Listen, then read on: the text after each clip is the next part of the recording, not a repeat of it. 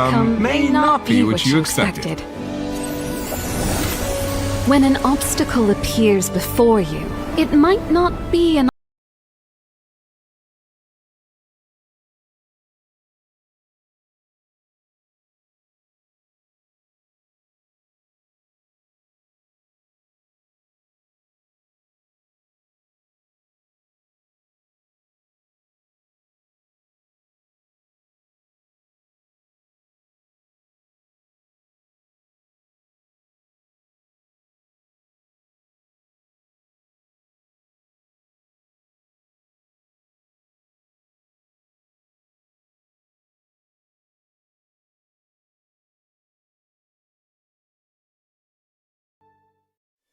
Do you like fairy tales? Who deserves to live happily ever after?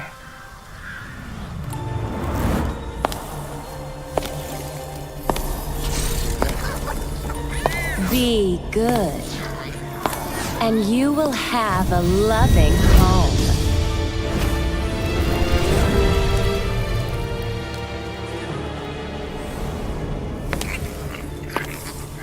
Be kind, and you will be shown kindness. Be gracious, and you will find true love.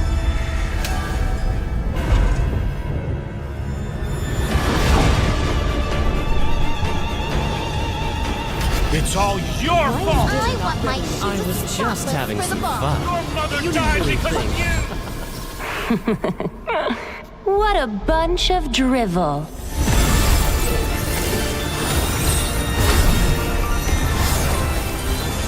Break those chains!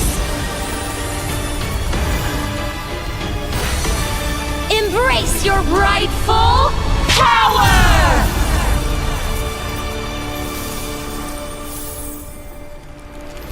I really love a good fairy tale. Who will be the lead of our next story?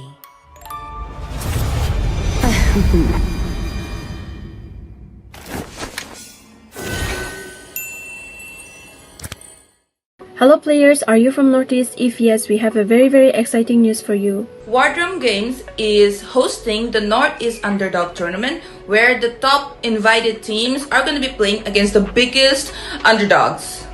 And the best part, Guys, it's a tournament format. Why? Because it's starting in a separate bracket and you get to fight with only the underdogs all the way to the finals.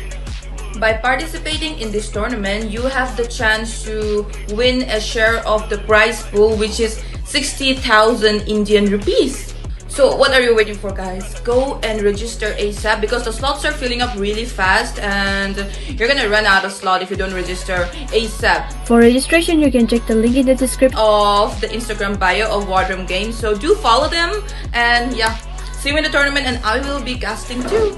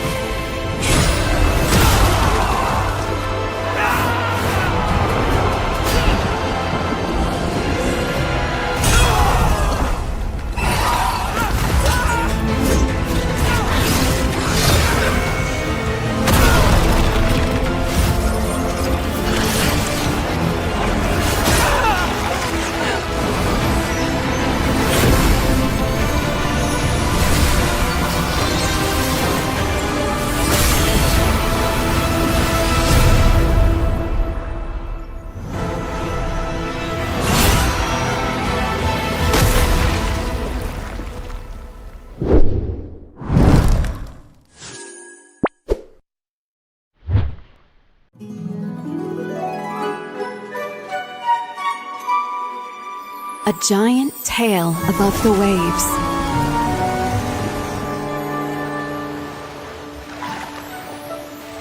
Is it a sea monster?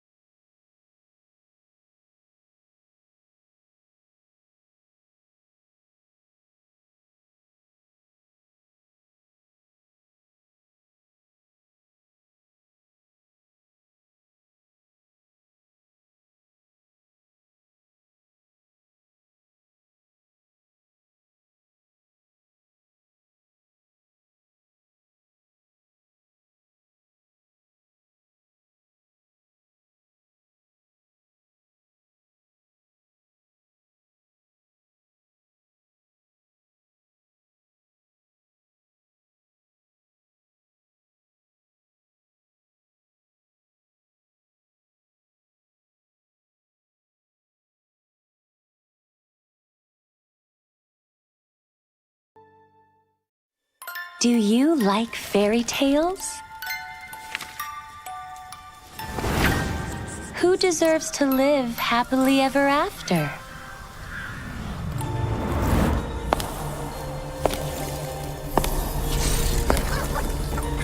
Be good, and you will have a loving home.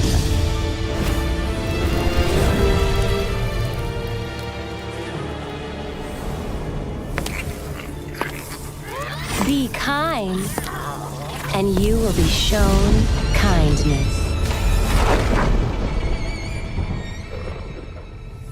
Be gracious, and you will find true love.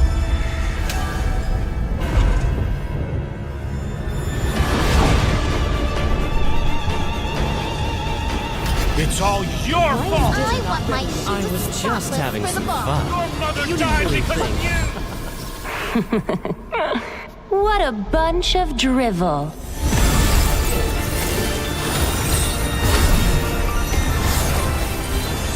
Break those chains! Embrace your rightful power!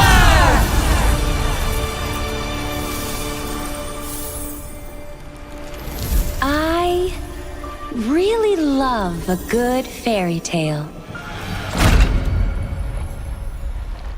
Who will be the lead of our next story?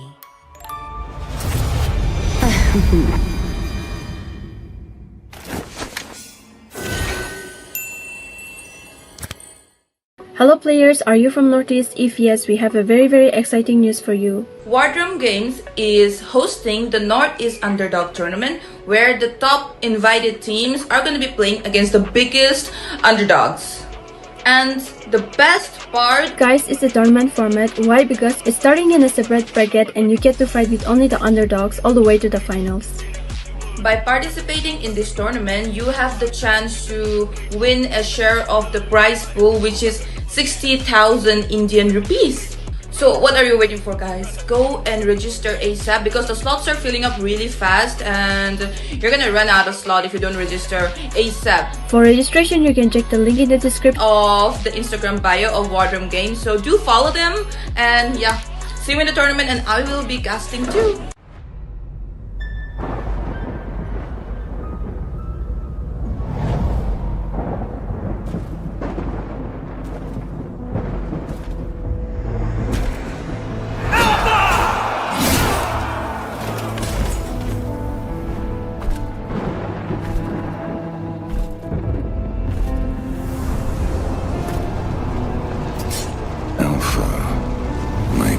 We're doomed to keep. The time has come to cast away that frail mortal shell.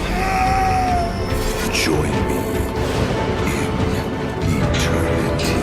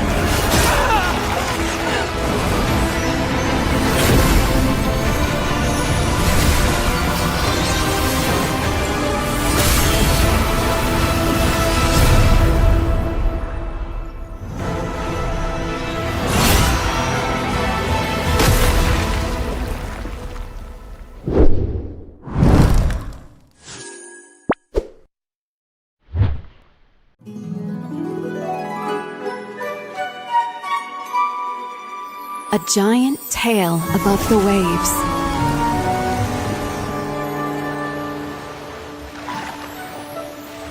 Is it a sea monster?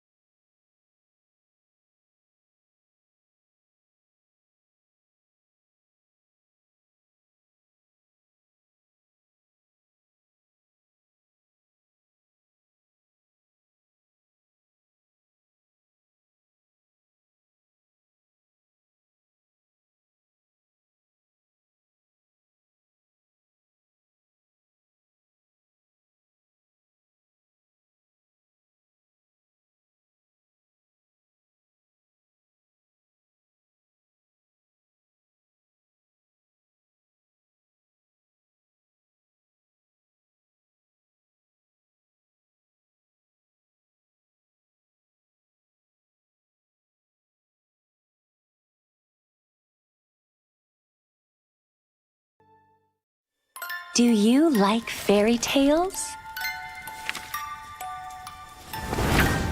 Who deserves to live happily ever after?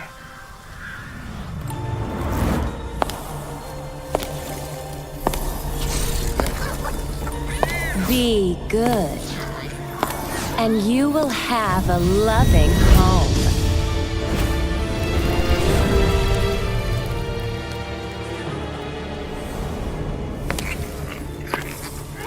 Be kind, and you will be shown kindness.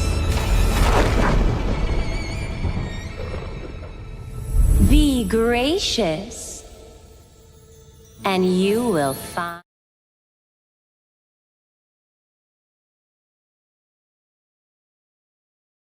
Welcome, one and all boys and girls, ladies and gentlemen. This is the North East Underdogs Tournament right now. Last day, actually day 7 of this league stage, and first match about to start quite late, yes, because of the timing issues. But of course, that won't stop any of us from having the fun the matches brings us, because it is the top dogs of the country currently battling it out for the top four positions so that they can go for the playoffs. Now, on to the casters decks. This is your caster Zero, and of course, alongside with me, my duo that will be none other than Debbie right here.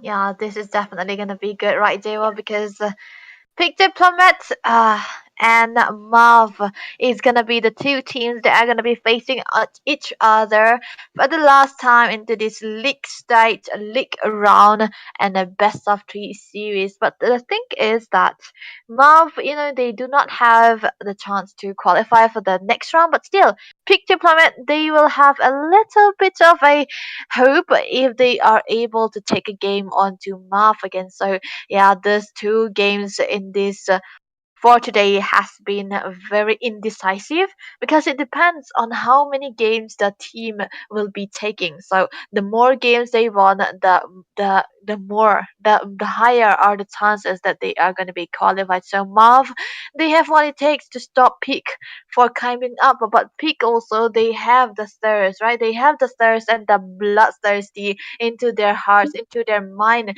to try to go further because until the first stages, they were unbeatable. They were on the top side and the top and the number one into the table. But then comes Tartarus, then comes Johan, and then comes IZN and like and another Deads and Sons two have been qualified. And still, if you are pushed out into the bottom side.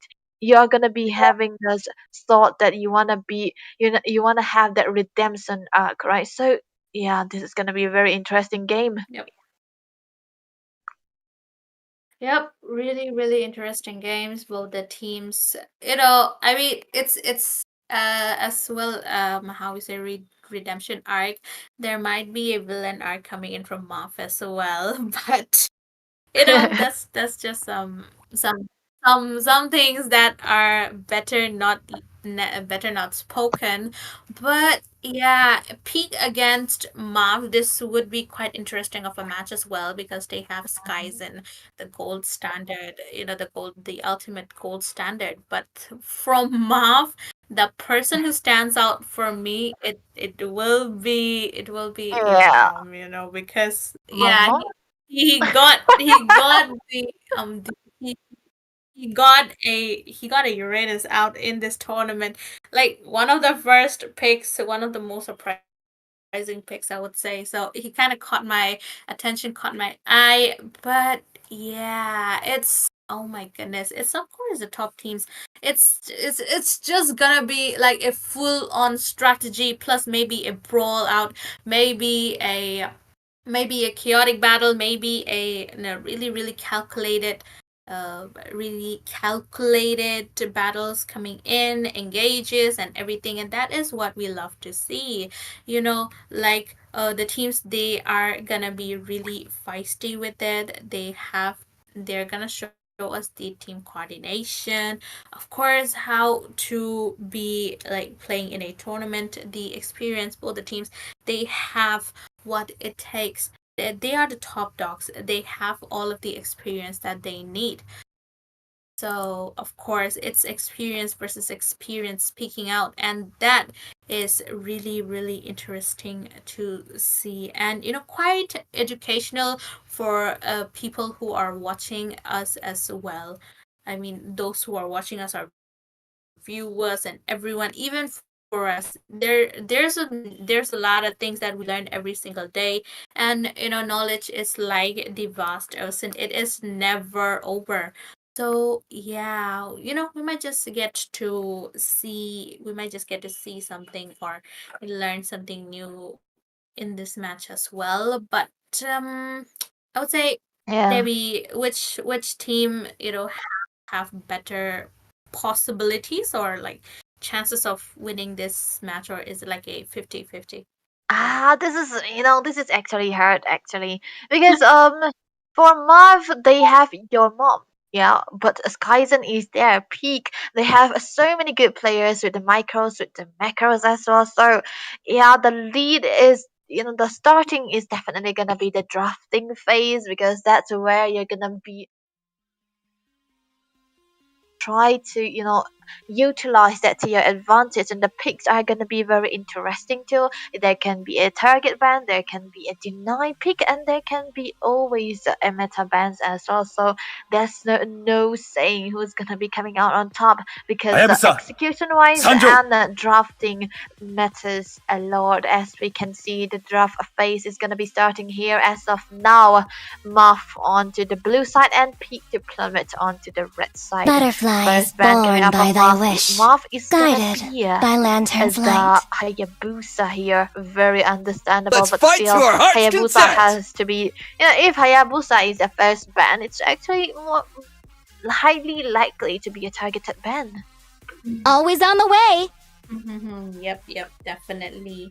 Yeah, most for the first bans they go for either the targeted ban or either the standard. That would be the Fanny, the Matilda, or the Suyo. But in this case, it was a Hayabusa. But like we know, Hayabusa is usually banned around the later phases of the game. Experience the So euphony yeah, of suffering. definitely a targeted ban towards Yaifoba, I Magic believe. is my And life. yeah, it's just both the teams, they're just doing their own homework, and there we go. Harriet gets banned out. Sir, And what's your command? yeah, it's okay. Julie is gonna be picking up. Oh, Julie is gonna be picking up that Fanny. I mean, I've seen this guy on Alpha.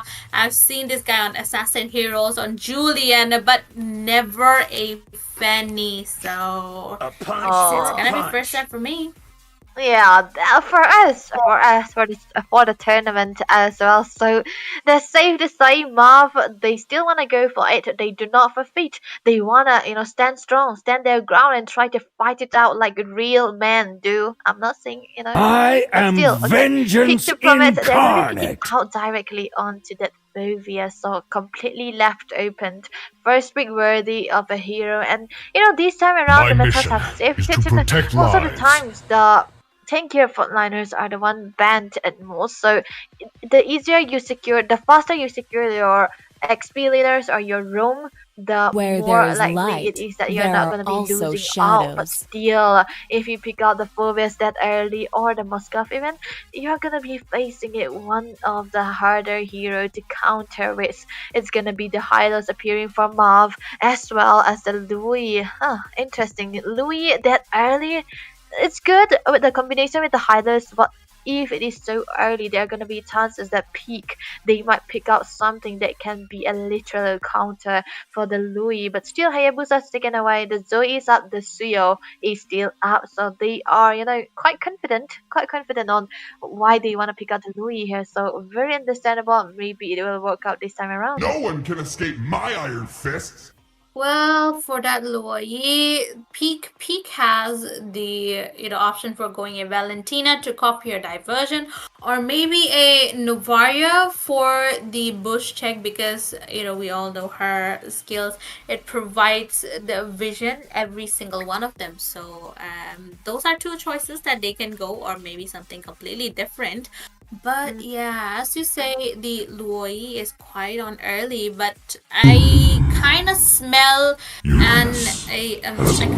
a jaw hat coming in, because in this tournament I've seen Still there waters are a run lot deep. of Luoi and jaw hat combo. But Debbie, if you look at the bands, there is one particular respect band coming in from the side of Peak, and it is your mom's Uranus getting banned out. I mean, really huge respect ban from Peak, I would say. That's a harmless tank, but apparently if it's in the hands of your mom, it becomes harmful. So they're just gonna ban him out. Better safe than sorry is the way for Peak. Maybe this is one of their win conditions too, right? Try to ban out your mom's hero, the Uranus. Time and tide wait for no Way, man, understanding nor the situation girl. that if Uranus is put into the lane, Hope will it's find a gonna be way, imprisoning even when whoever all he is forlorn. mating with. If it's the Phobius, obviously he's gonna be imprisoning him, not letting him out on the team fight, because Phobius is so good in team fights competition. But still, the bans coming out for Peak, directly banning out the Beatrix. So understandable, but still a very different, very highly unlikely to ban out the Beatrix The in this Immortal One meta, in chose this me current to meta, vanquish the because still the shadows carries that are plague progress, but this world. as we can see into the Maaf ban side, the link is taken away. So Yaifaba, he might be struggling a little bit onto the jungle picks, but still the Suyo was completely left open. Very different from what we are used to, because yeah, Suyo completely got ignored, and the Lee was banned. So this may have to be a respect ban coming out for Yaifaba as well. They certainly Maaf certainly want to face against Suyo instead of Ling. That has to be it. But other than that, it's safe to say the Ling ban coming in. This is what they wanted to go for, because the 1-1. Yeah, they were banning out the Link just because of the 1-1. Very understandable, but still a To good initiator live coming out is for to the side. trick The the Hilda as well, Reaper. but oh, look at that, Jewel. The Faram is appearing out of nowhere. Promise. Well, I kind of get it, because we've got the 1-1, we've got Lui, we've got Fanny, three of the heroes that deal huge amount of damage, huge amount of continuous damage with that crossbow. Hang, can't forget how bleed that is. But yeah, with Firmis, they give you the second chance that he is the realm. For that, kind of need to time your all too well as to well. But if we could see, I feel like Team Maaf, they kind of have the advantage. They've got the aggression, they've got the surprise element from Loi and her diversion. I would say until and unless you're gonna go in every single one of the bushes and check all of it, you won't be able to detect the diversion, if it's Yeah. like perfectly perfect. But again, at the same time, Halos would be going with a glorious pathway. The same Hilda as well, because she takes the time to lurk around the bushes, go around the seeking grass, healing herself, and she's gonna be popping out of nowhere, and there is 3 surprise elements that we can. So yeah, it's gonna be a hard match for both the sides. Yeah, in the early game though, it's definitely the Fanny and the Suyo combination. I mean, onto the opposing side, so they have to be something that they want to start with. But Maaf right now, they have a Fanny, but without an invasion, still they want to play it safe. They do not want to go all crazy, but Lemonade forced to flicker away. So this has to be one big resource that's being burned very early on. It's not 20 minutes of this game, and Maaf already gaining just one, if not a very important mana figure, but stun. Does hit, but it's really early into the game, so not everyone has the damage that is needed to buzz yourself down. Although Lui, she does great starting from the early phases of the game as well, but her mana problem is one thing to deal with, so you gotta build up the mana, or at least mana boots, or maybe the talisman. For me personally, I don't like going for any of them, but yeah, if you're gonna do that, then you gotta recall at times quite often. So yeah, it's not gonna work out well. But Julie, first blood gets taken down. I would say he was caught off guard with that Phobias and with Suyo as well. But Suyo still goes in Yakoba. Your mom chases Yakoba chases your mom away right there, And yeah, it's time to turn around. Yeah, the Feral fight is definitely gonna be for peak right now, but your mom has a different version of his own. Look at the sun is coming in, the revitalizing carbs. Yeah, Baba taken very low, but still he will not be able to survive.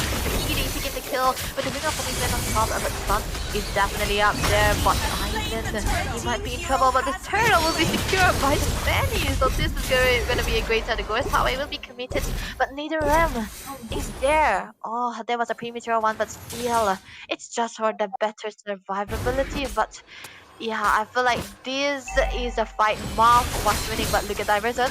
Oh my goodness, Diversion! 3 people actually onto Skyzen.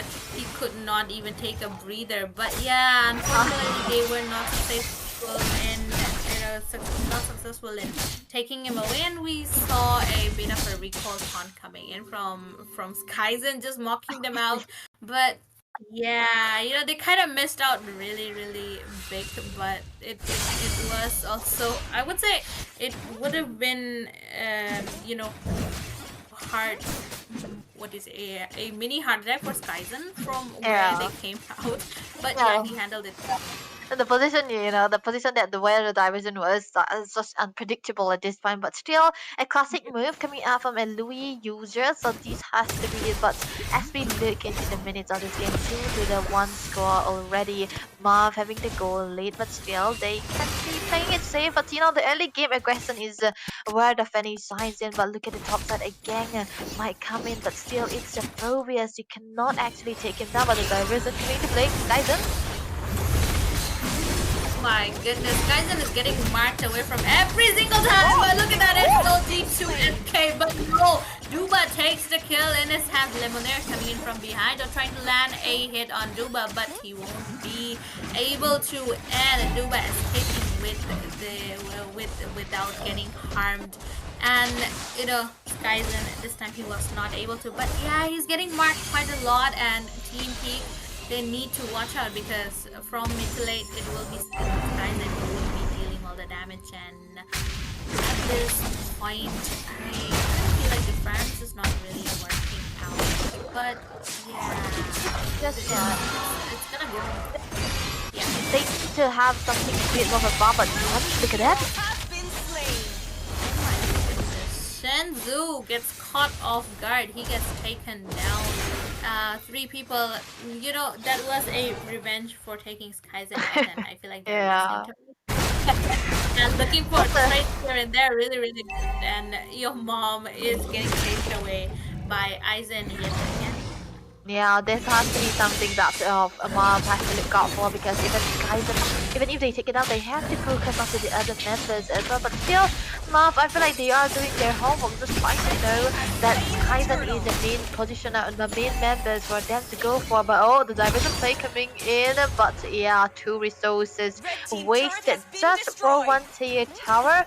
Very understandable, but as you can see onto the goal as well, it's actually Maaf having the lead on top of that. And yeah, Skyzen hasn't been having the best of the farm right now, because look at his items, which hasn't been for just one of the Trinity here. He's gonna be needing 2 more and another sustainable item on top of that. So yeah, definitely has to be a later part of this game where he signs in. But still, we cannot forget that there is a 1-1 onto the other side who's gonna be needing the damage amount, and still the difference that's gonna be helping him farm up on top of there. But look at that, Sinju! He's caught in a position where he can just walk away from that. Yeah, I mean, he could not walk away. He was not even given the chance of moving out his flame there. But that is engaged coming in from around the mid lane. Lemonade really low. He attack next onto Lemonade, taking him down. Double kill. Yaifaba gets taken down as well. So 3 people remaining for the side of Team P, and the skirmish going around the mid lane. I would say for a Fanny user, you gotta be really aggressive with that Fanny in the early stages of the game. That is how you get the upper hand in the match. But Julie, he's kind of lacking in that part, and I feel like he's just playing out of comfort at this point, because he's not able to capitalize the potential of Fanny. But top lane, Kaizen landing hits, but yeah, it was just a poke all around. As we speak, that I feel like the Fanny pick has been so early, but still it's still doing good because the kill wise as well. The macro factor is definitely gonna be better for Maaf here at this point. But right now, the turtle until the line of dawn, it's the second one looking up, and one of the teams are gonna be trying to focus on to have 1 resource has been farmed, but they revitalize his skills by in order to survive. But look at that, works away. Oh, Netherrealm saving them right away, but Duba is quite low. He will be escaping, but not easy. He gets taken down in the hands of a full 5-man team. Oh, diversion coming in from behind. You won't try to maybe go, but it won't be enough. Look at that. Yaifaba secures the turtle, and Shenzhou, he is getting chased by Phobius off from the back line. He gets taken down. Yaifaba going for Julie, taking out that trade for the side of Peak, going really, really well. know, the three of the remaining, they're just waiting out, trying to push out the turret. And yeah, Glorious Pathway will be getting used up, but they're using versus 4, and none of them really abrupt amount of damage that is needed. Yo, mom, look at that. He gets taken out in the hands of Aizen, right? They're a monster onto that Phobia's 212 KDA right now from a total of 7 kills. So yeah, just at this point, don't give. Still, the retribution has to be used, but yeah, but still, for Fanny, for Julie is not gonna be having the blue buff as of now, so that's definitely gonna be putting him in a back foot, a little bit handicap on top of that. But yeah, we cannot forget that he already got 2 items on his kit. If he does try to go in with the cutthroat onto the squeezy and massive side, he's gonna be having a good time. He's gonna be taking a lot rough, but still, we cannot forget that Kaizen, when he was losing all to the farms, he's been having the spacing as of now just because of that one turtle particular for his team that's going to be keeping him trying to make him catch up to the things that he already lose. So half a build onto the Trinity right now, but still the good pathway. Pathway there, but it's kind of too early. But the fist crack without the wall is nothing, and it just proved out. But look at that Shinzu getting taken down in the hands of Leo right there. Killing spree in his hand. Yomo might be on to the chopping block next. The pursuit is there, but not the infernal one. Your mom successfully getting away, and here Maaf is just trying to farm up because Peak, they are starting to get that control onto them, and they are starting to dominate the whole map. But yeah, if you look at it, Penny will be denied his buff nonetheless because there are 4 people taking him out. So yeah, that is one I would say drawback of having a Penny, because you gotta rely on your blue buff quite a lot. But already a POG into the hands of Baba. This is gonna be hurting the Soul Server, will be dealing at the required amount of damage that he needed in order to be the main damage dealer as of now, because already Skyzen got 2 items into his kit, but he's gonna be needing 2 more in order to be that damage factor of his team on top of that. But still, the Lord will be onto the focus as of now for Skyzen. Yeah, I feel like, this is gonna be very uncontested, but your mom just trying to dive in. So 1-1. 1-1 though, trying to go for the back line, but failing miserably. Look at that, the infernal pursuit gets hit by Isaac. And so connecting, Netherrealm gets popped out. Julie secures the Lord in his hands for the side of Maaf right there, but the Shenzhou trying to get away with his divergent gameplay, but he won't be able to. It takes a lot. It takes a lot to pull off an escape like that, and trust me, I'm a Luo main, and it does not happen. Like 10% of the time, it gets failed. So yeah, that is a bad luck for Senju right there. But A for efforts. But I feel like Loi is not working out. Although the diversions are sitting on point, but he's not able to land much of a damage with that Loi. But still, the lore is into the hands of Maaf. And this is gonna be pushing them to put him where they can still stay and try to for something of a turret still. So definitely, yeah, this is gonna be something of a good call coming up to their side. But as we speak into the builds as well, we can commit that Moba is gonna be going for that defense ice just for the extra and steal. But this one, you're more caught. Resources getting used up, and look at another realm giving the second chance yet again. PG gets taken out. Staying with your mom's Kaizen, taking him out, and look at that. Duba gets a shutdown. Yeah, I follow against Julie, but Julie will be emerging victorious out of there. But still, he's the only one remaining, and 3 people still exist for the side of Team Peak, and they would be going for 1 turret. And oh my goodness, Julie goes in for Savage Warrior. He gets taken down. Okay, my bad. I had your doubts on. I had your doubts on that, Fanny. I take it back. You're doing really great. But yeah. It's just you gotta bring her game back. He's just proving it to you that yeah, I can play Fanny. Yeah, I'm not insane, but I'm gonna be playing the Fanny. So this is what's gonna be the story as of now. But send you onto that Louis, like you mentioned. I thought that he isn't doing as much as a Louis should be, but yeah, that supposedly has to be the problem where he's been isolated quite a lot, and because one of his teams are just being we are far taken too low. Yes. The duality coming in from Boy takes him out. And that is one more factor proven wrong. But Duba gets taken down while on the back line. Julie tries to get away. And with his tables and of course Netherrealm popping out the Infernal Pursuit from Aizen. But he is quite low. Sanji really, really low as well. Kaizen comes in, killing spree in his hands right now. Fanny tries to go in with the cable, but Kaizen! Look at the second. Look at his blink coming in just between walls so that Fanny is not able to, but stun right onto the wall. Julie, he gets taken down. 1%, but the minions were doing the job, and of course you can't forget the lethal ignition passive coming in from Julie as well. You know what? The minions are rigged. They do not wanna, be hit by the he has to go. That's what they say. But yeah, on top of that, it's Julie's minions, so he has to be, bribing them to kill to take down Skyden. So even if he was losing his life, it just meant that Skyden will be falling new. And Julie is so impeccable into this game, don't you think? Because whenever he goes in, he has to come back with one kill or two, and just being that factor who's been trying to save his team coming again. And even though they are put so much in the back foot and always losing out onto this blue buff, he has been able to perform like a man he should be. And I could go to him, he's doing so good, and as of now the lore is already up, but for Maaf they are not in a position where they can try to go look for friends, but the goes away.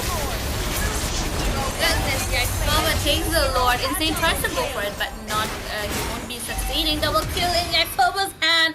Duba trying to get away with the basic attack.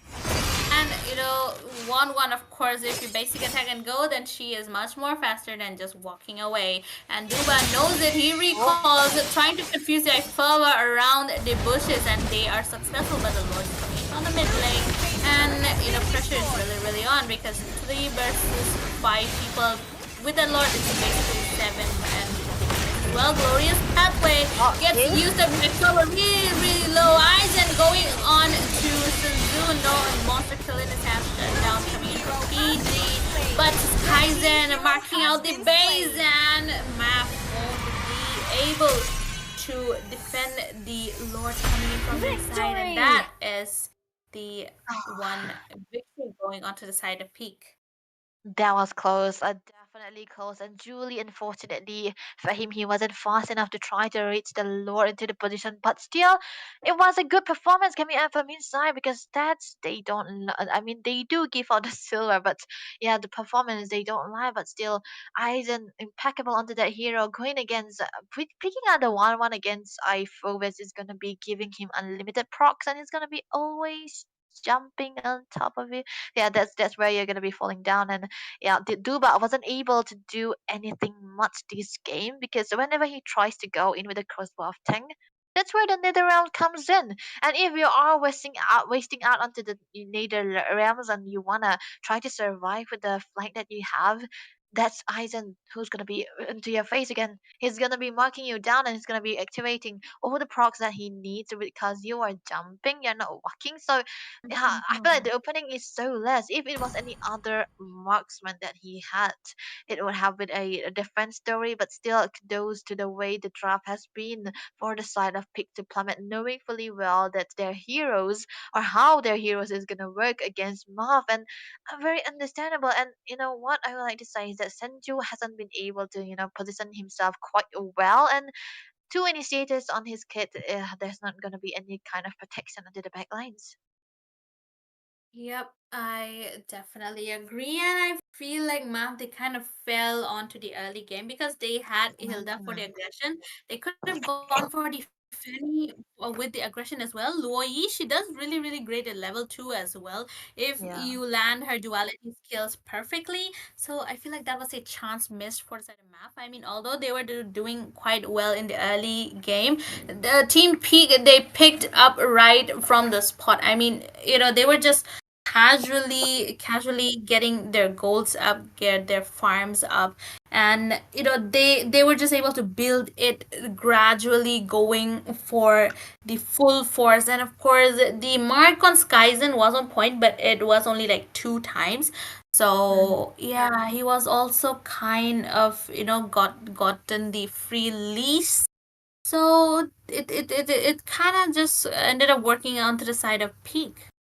Yeah, that has to be. But they have to change up their draft just a little bit and try to put out the Louis into the later parts of the drafting phase because, yeah, the game two is where the real deal is gonna be starting because Peak already having one lead, they are gonna be trying to phase out a little bit of experiment, but still, Marv they do not want to lose. They have their dignity into the line as well, so we have to jump into the drafting phase because we cannot wait any longer. What the changes ups are gonna be because already like we mentioned best of 3 and the game 2 is this and Peak to Plummet already scoring a 1 game into the hands, definitely having the higher ground, and Mav they are stuck in a hard position where they couldn't, they have to try to stream back up and try to regain their dignity here. What are the bans gonna be? I would say, I mean, Skyzen, he's really, really unstoppable. Even if you don't give him any of the marksmen, there was, the Granger was out, Harriet was out, and he still managed to dominate with a Maskov. I mean, we all know the potential of Maskov, right? And it was in the hands of Skyzen, so it kind of doubled up his potential. So it depends on the user as well how you use it. But if I have to say, Team P, they don't really have any much of a hero to ban out. Maybe the Luoyi because the diversion was really on point. But yeah, aside from that, I don't think they need to watch out for anything. Of course, yeah, you gotta forget your mom's Uranus though. You gotta ban that out. Oh, that has to be the next in line for the banning phase. But still, as we can see, Peak already banning out the experience. Okay, you know what, Marv, their strategies and win conditions are definitely open up as of now because Peak, they understand that your mom is definitely gonna be the main carrier of this team again. Not the main carrier, but still the guy who's gonna be building the bridge to victory for Marv. So they are gonna be limiting down his heroes, but still a Matilda ban comes in. So they do not want to go very early, but still they do not wanna. They do want to have a setter onto their side, but Marv for them, they want to shut down Julie. No, they want to shut down Yaifaba. So they have to ban out the heroes that they do not want to face. So 3 potential jungle bans coming out from Marv.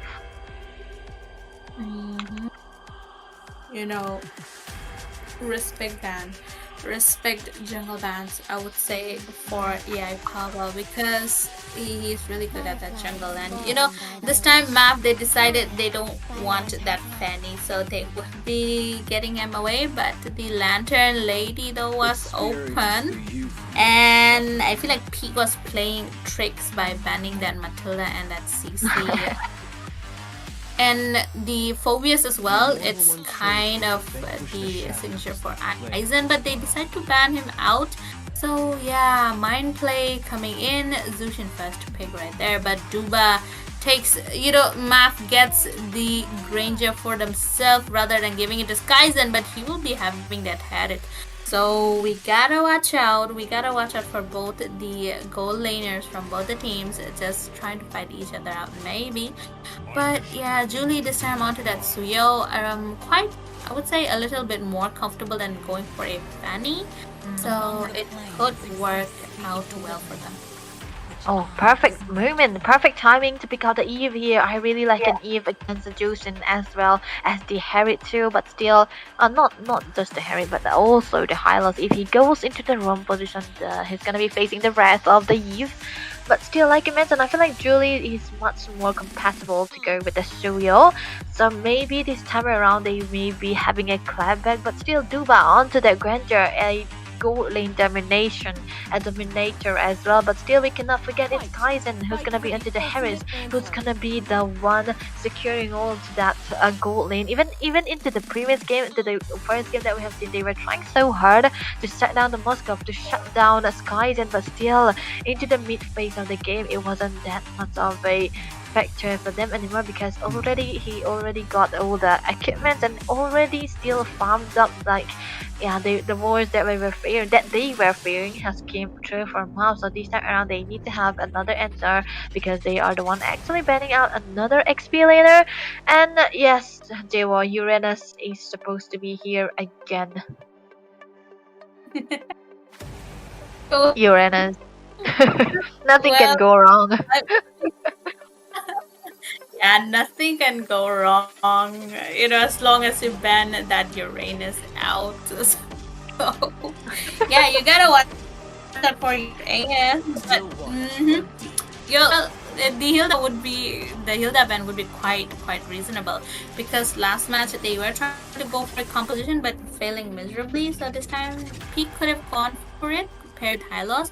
Kind of similar draft coming from time it was Maaf. So it's like they're two rear opponents. So Ling gets banned out as well. Respect ban coming for EI Pubba, but a glue is getting banned out. So Are they surprising?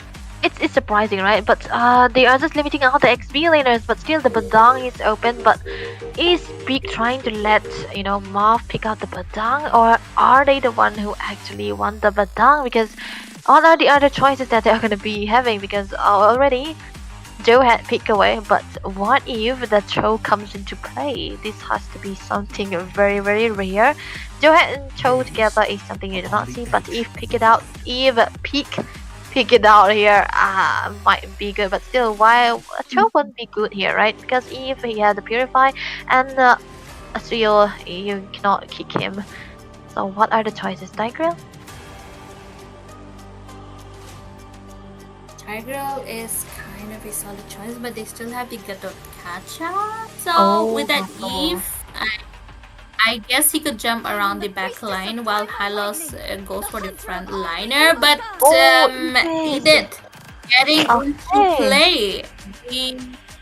Really interested. This match is gonna be more than interesting this time. Very kill heavy, high kill pressure for Peak, but still a combination of synergy for Maaf on top of that. But still they have a Joehead, but where is the insta burst that they want? Is it gonna be together with the Suya or the Granger? Because if as much as I love the Granger, combination with the Joehead is something that's not a very early game type of composition. So yeah, they have to wait for the mid game tower spike for the Granger in order to have this Joe had kill pressure that early game he have, but together with the Eve it's not gonna be so much. But yeah, what are the choices for your mom to go for here? Oh, Dragon! The debut pick for the Yuzhong Dewa. This is something we've never seen. How is it gonna be faring out, especially against the Harris? Okay. Yuzhong? I mean, oh my god. Yuzhong in the past meta, a Yuzhong would have worked. But even right now, Yuzhong, he's kind of falling down the whole chart. So if Maaf picked it up, then I guess they have a strategy, because I can't wrap my head around a Yuzhong in this type of combination. Normally you would go for something with a solid CC, maybe a taunt like they get to catch. Oh yeah. But that worked. but a Yuzhong, I feel like as a Yuzhong, he is good against he's good for zoning out, with his Black Dragon form. But if he is getting marked, then he's quite squishy, and I feel like he does not really play much liner, and already have a Jawhead. So Jawhead is like a pickup hero, so you definitely need it and unless you are not triggering the passive of Yuzong, it will be, he'll be quite squishy because he won't be getting any of the heals. That has to be it, but still, it is your mom onto the Yuzong, onto the Black Dragon, so we'll never know what this guy is gonna be cooking because XP leader, he always comes into play, but we cannot forget that Peak, this win is gonna be crucial for him if they wanna qualify into this game. And Maaf, they can be the villain, they can be the obstacle for Peak to rise to the top, to rise to the qualification round. So this has to be the amazing game that both of these teams are gonna be playing now. But as we can focus on the lanes, right? Yuzong against an Edis is something I do not really see, but definitely Aizen playing the better role. He's gonna be denying all the minions. And for Mav, they had to play for the Yuzong this time around because a Yuzong early game, you wanna fit your Yuzong into the early stages of this game, and you do not want him to be back out. If a Yuzong is behind onto goal or XPs, that's where the worst case scenario sets in. So this has to be something Maaf will look forward to, will have to play in style too. But Peak, they are the one actually doing that.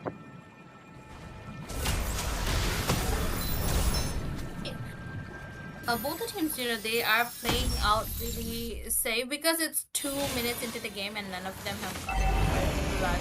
And, it kind of gives the idea that both the teams, they want to, go for a safe play, but first blood gets in the hands of Peak right there with the Lantern Flare coming in, and Turtle already in the hands of Yaifroba with no contest. Maaf did try to initiate, but they failed quite miserably. When your XP laner is behind and when he doesn't try to make the sets, the neutral objective is definitely onto the hands of the opponent's side, the opposition side who has a better setup as well. And so this is gonna be Peak putting Peak and a position where they can want to go look for flanks, and not be caught out, but it's extra play. Ejector play will be there, and this time Lemonhead will be getting taken down in the hands of Julie onto that Suyao. So yeah, score is equal now 1-1. So Maaf, they're playing much better than last game, I would say.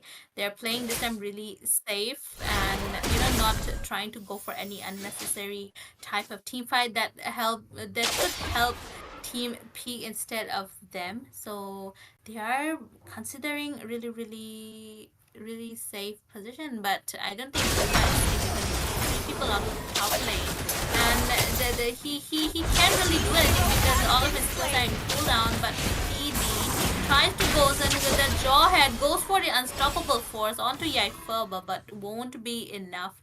And that is one score in the hands of Team Peak right now. Jawhead is his whole resources, and it will take quite a while for him to get it back. And Team Peak, they can they can take perfect advantages given that Maaf, they are quite low.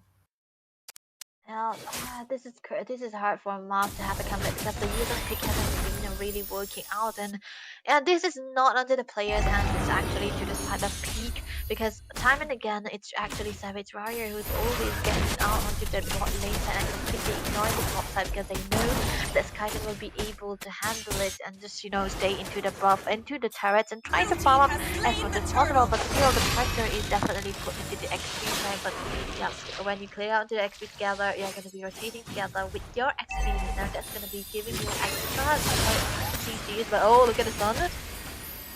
Okay, I would a bit of a early premature stun and kind of the resources wasted.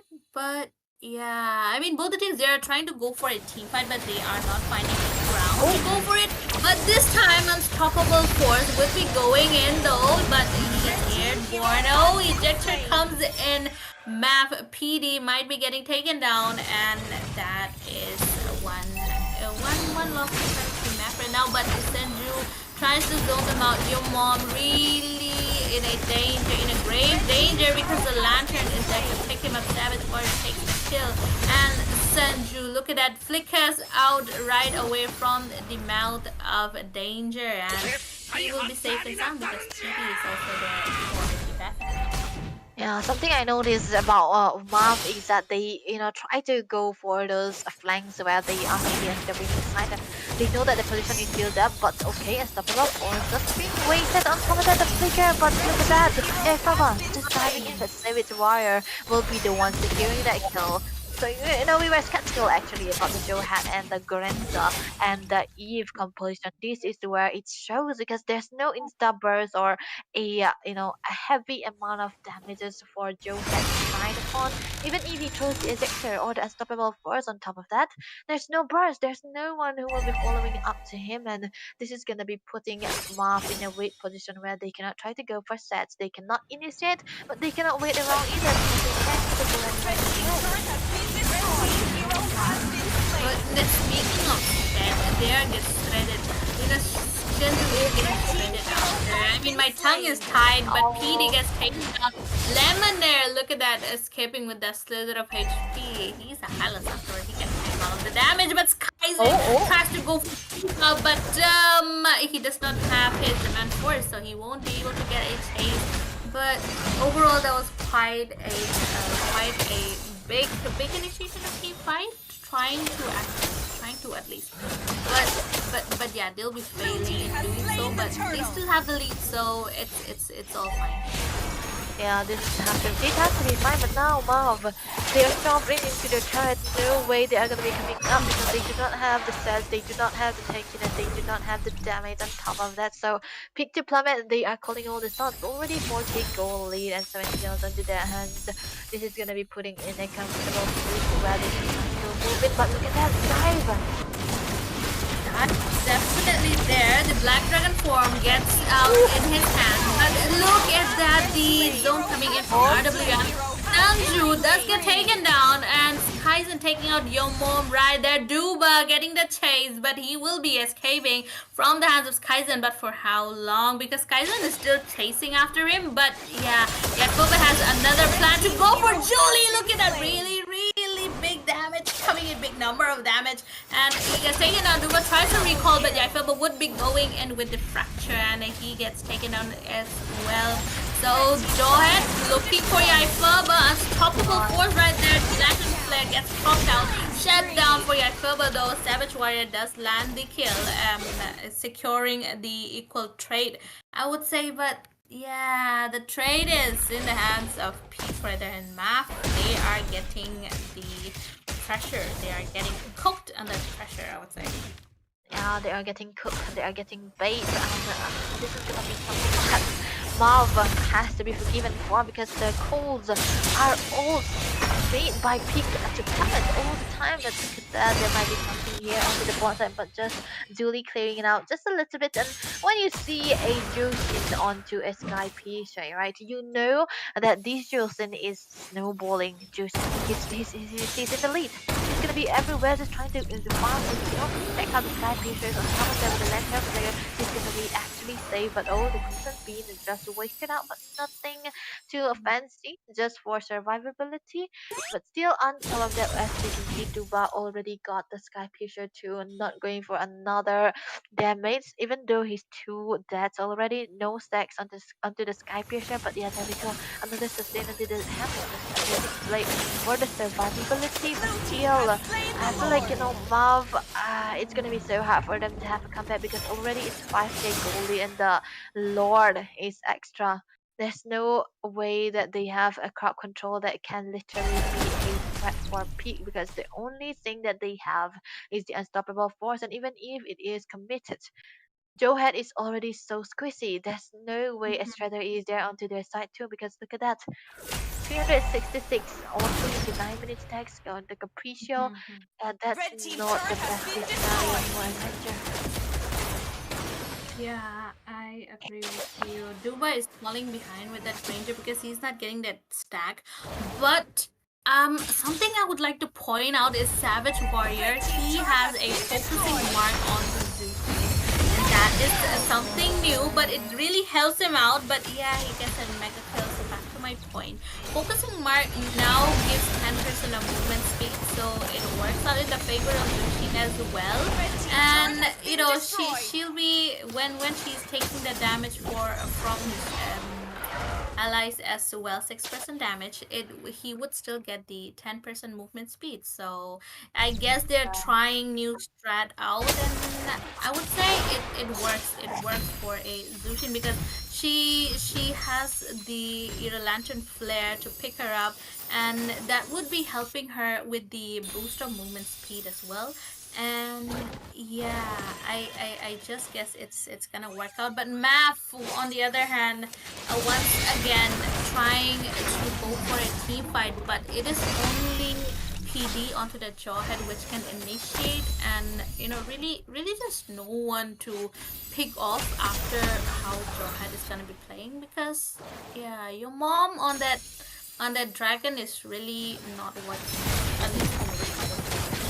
Oh, the unstoppable force onto the item here, but the Tiger Rest is still out there. The Golden Subway on top of that is the Mars Force onto the backside, but still diving in. They felt like securing a kill onto PD. Your mom has to use out the Black Dragon in order to survive very defensively, and the RWM2 on top of that. So this is going to be a great casualty for the side of Big Diplomat. They wasted our resources, they took one down, and they can try to go in for more because look at their team fight. They are weak, so will go fighting again, but Zuli, a shutdown kill for the first time in this game. He will be the one calling all the shots, but oh, look at that. So we are one trying to dive in, but still, just for the betterment of clearing out the minions, but that has to be something that they want to go for. And but still, even if one kill is onto the hands, I mean, one kill has been secured by Mav, the lore is already up, and Mav, I feel like they are not still in a position where they can also okay. I feel like, as you said, they are not in a position of being but they might be proving us wrong. Although PD gets taken down, double super Kaizen right here, and Suyo is the one falling right before the Lord. So it's a hefty price to pay for that engage that they were trying to. Now with the jungler gone for the side of Team Map, they can easily go for that Lord with absolutely no contest on their side. And oh my goodness, they even ended that in what, 5 to 7 seconds. That is how much farm they are, that is how much of a damage that they have. And Map trying to go up against the damage, it's not gonna end well for them.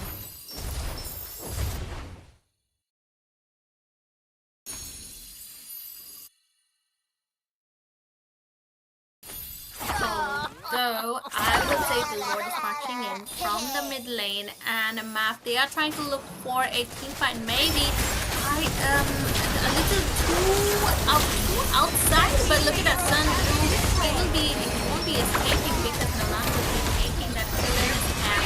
PD escaped with a bit of HP, and Team Map here is trying to defend their old base. Lemonade gets taken down. Double kill in the hands of Duba right there. Lord is also down, but the Skyzen is marking his base with the Harriet that still goes for his demand force, and Chrono Dash as well. Monster kill bursting Grain out, and Edith was not able to save their base alone.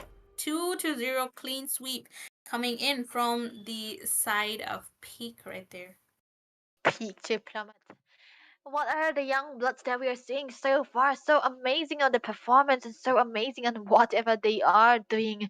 They know fully well that their key winning conditions was shut down your mom, shut down his heroes, shut him down into the lane, and not let him out of the lane. So as we can see, your mom onto the dragon, the only thing that he had to use was the dragon when there was a Padang available, when there was the Gatot Kata available on top of that. Maybe it was something that they do not want to prioritize, and a little bit of an experiment as well. So very very bad move coming out from the side of mom, but well, respect Benz was there. They're just trying to set down your mom onto the lane. So when they did that for Peak, they know that they're going to be having a winning chances. They know that they are going to be on top of it all. They have the potential to go for the early game damages. They have the potential to go for the fight in the flanks because yeah, we cannot forget it's a Jushin onto the mid lane. When you have a Jushin, the mid prio, the mid control, the river control, everything is definitely gonna be into your hands. And I would say Savage Warrior, the rotation path that he did was perfect with perfect result, well, with perfect calculations as well, because he knows that he cannot be able to do anything onto the grandeur and to the early stages of this game. He shines when there are tanky frontliners into the opponent's side, and that's why he goes mainly onto your mom, onto the XP side, onto the Gyujong here. So this has to be definitely the showstopper for David Dwyer here. This time around, he's shining a lot. Yeah, I agree. He is shining a lot, and he's getting really efficient with all those mage heroes into the mid lane. And I feel like the synergy is working out really, really well for Peak right there. And they have each other's back. Their rotation is on point, and I can't really find any hole in the whole of the composition.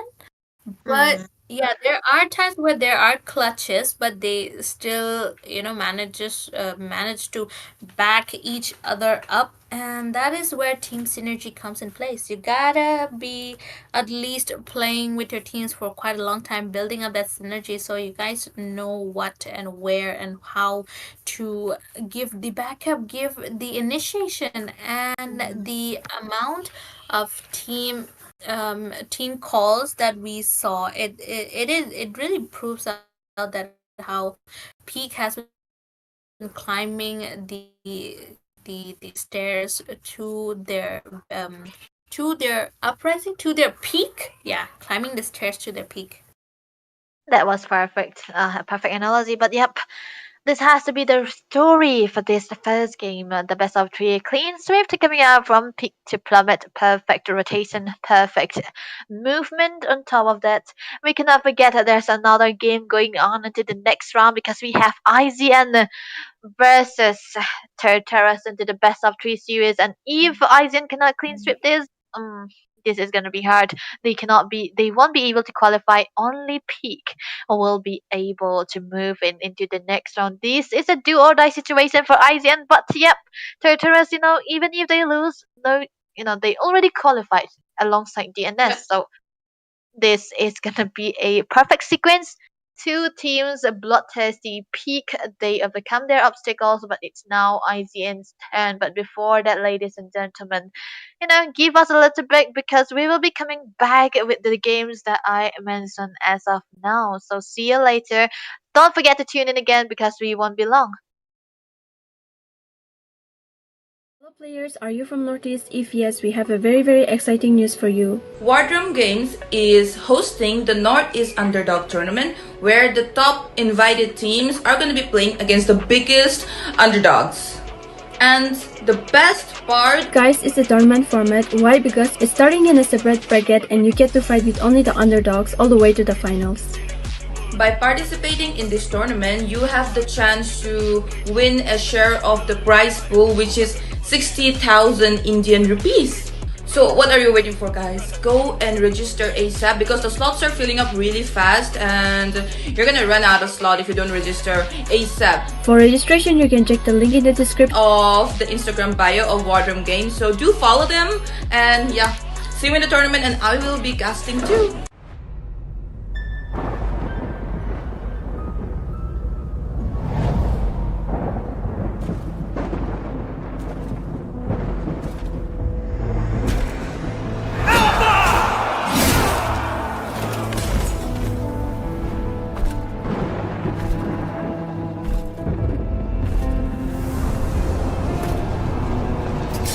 Alpha, my dear doomed king.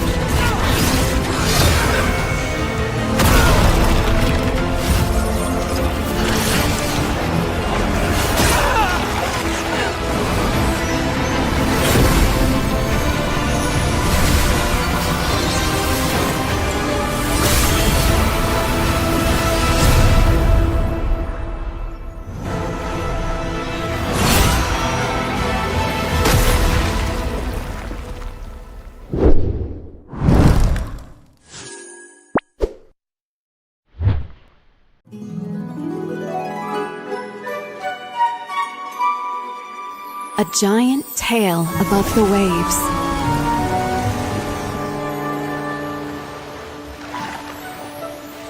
Is it a sea?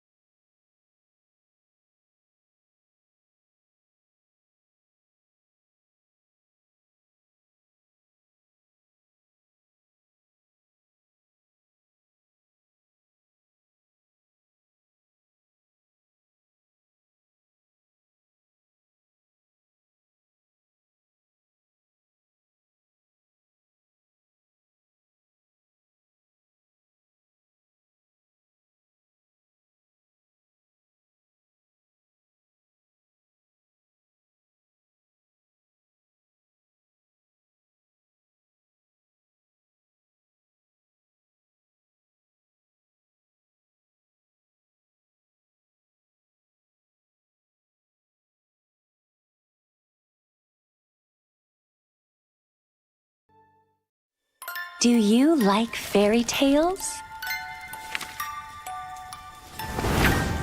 Who deserves to live happily ever after?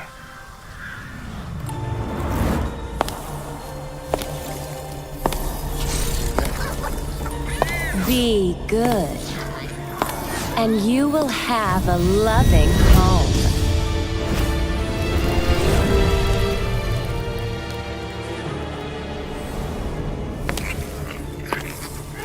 Be kind, and you will be shown kindness.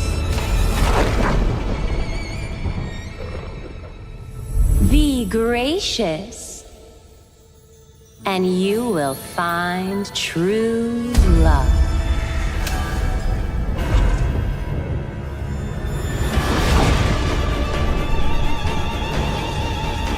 It's all your fault! I was just having some fun. Your mother died because of you! What a bunch of drivel.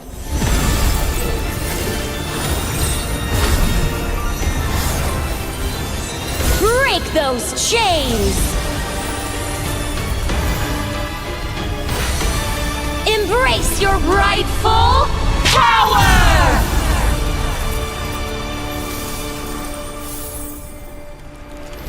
I really love a good fairy tale.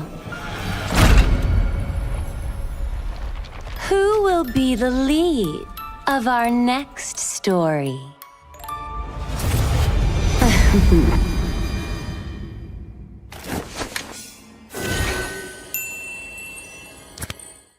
Hello players, are you from Northeast? If yes, we have a very exciting news for you. Wardrum Games is hosting the North East Underdog Tournament, where the top invited teams are going to be playing against the biggest underdogs. And the best part, Guys, it's a tournament format. Why? Because it's starting in a separate bracket and you get to fight with only the underdogs all the way to the finals. by participating in this tournament, you have the chance to win a share of the prize pool, which is 60,000 Indian rupees. So what are you waiting for, guys? Go and register ASAP because the slots are filling up really fast and you're gonna run out of slot if you don't register ASAP. For registration, you can check the link in the description of the Instagram bio of Wardrum Games. So do follow them and yeah, see you in the tournament and I will be casting too.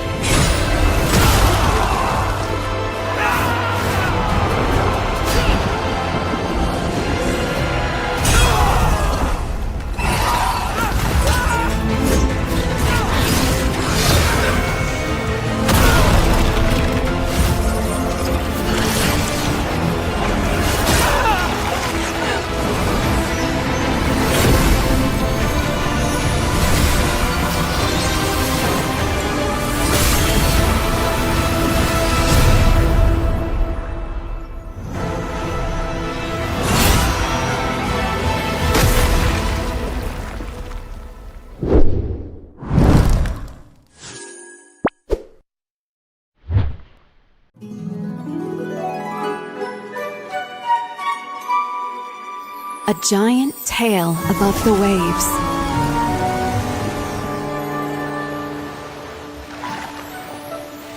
Is it a sea monster?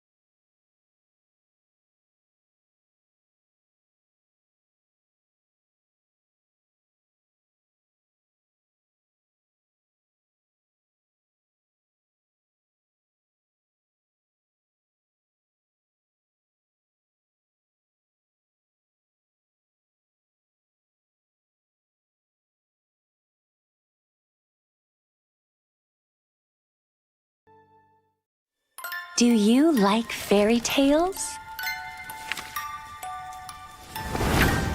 Who deserves to live happily ever after?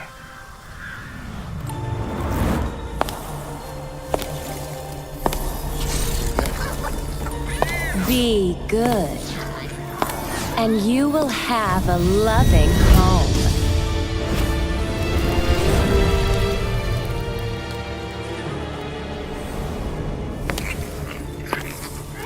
Be kind, and you will be shown kindness.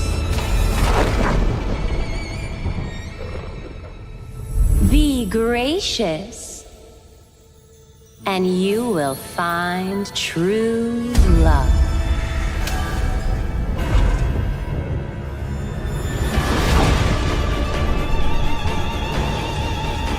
It's all your fault! I was just having some fun. Your mother died because of you! What a bunch of drivel.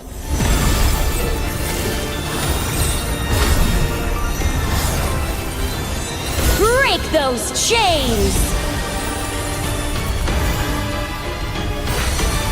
Embrace your rightful power!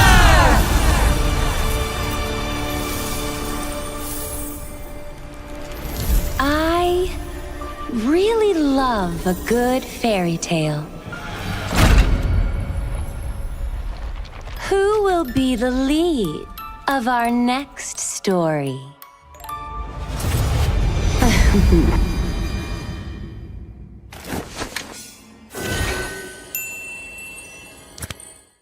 Hello players, are you from Northeast? If yes, we have a very exciting news for you. Wardroom Games is hosting the North East Underdog Tournament, where the top invited teams are going to be playing against the biggest underdogs. And the best part, Guys, it's a tournament format. Why? Because it's starting in a separate bracket and you get to fight with only the underdogs all the way to the finals. by participating in this tournament, you have the chance to win a share of the prize pool, which is 60,000 Indian rupees. So what are you waiting for, guys? Go and register ASAP because the slots are filling up really fast and you're gonna run out of slot if you don't register ASAP. For registration, you can check the link in the description of the Instagram bio of Wardroom Games. So do follow them and yeah, see you in the tournament and I will be casting too.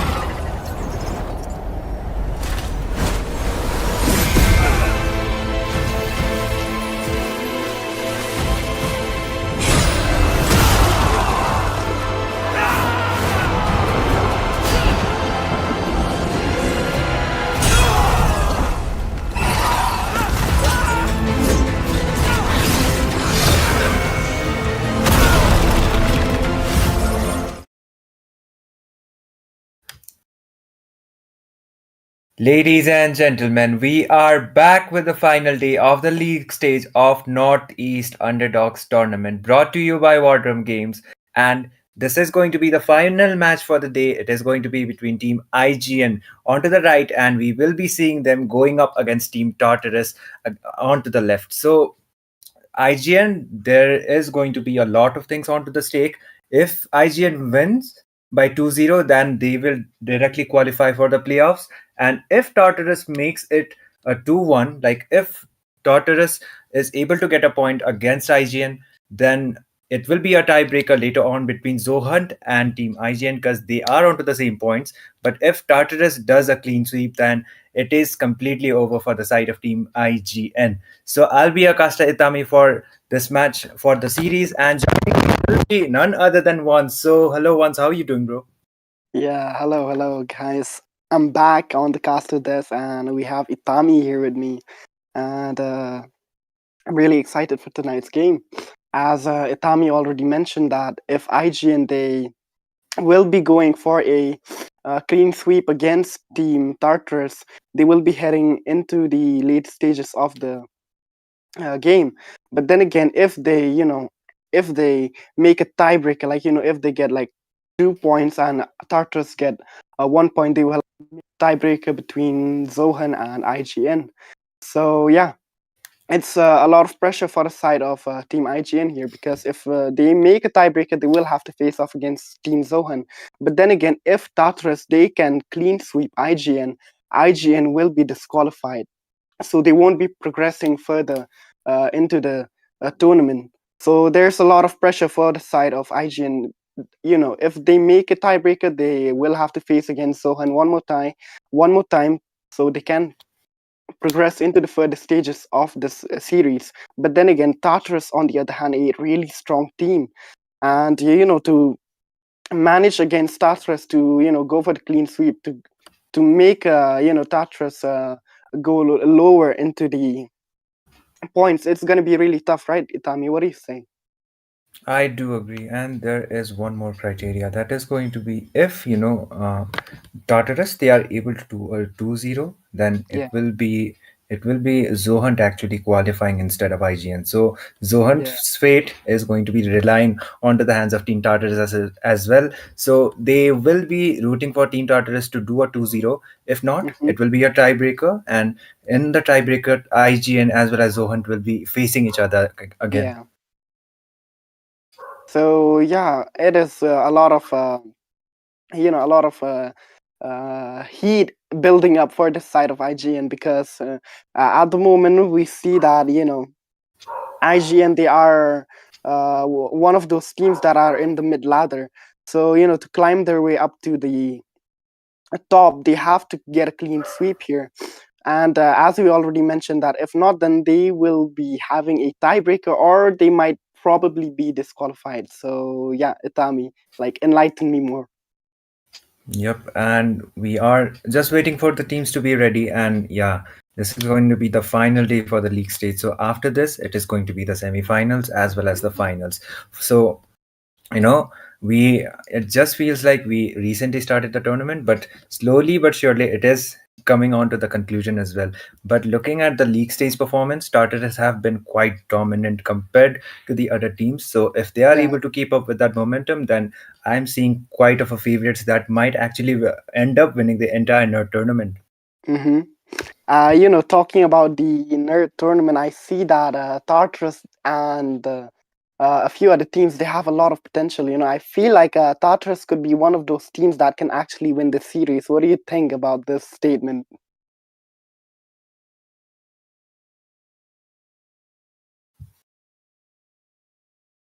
Okay, it seems like Itami, on the other hand, he is facing a little connection issues with his internet.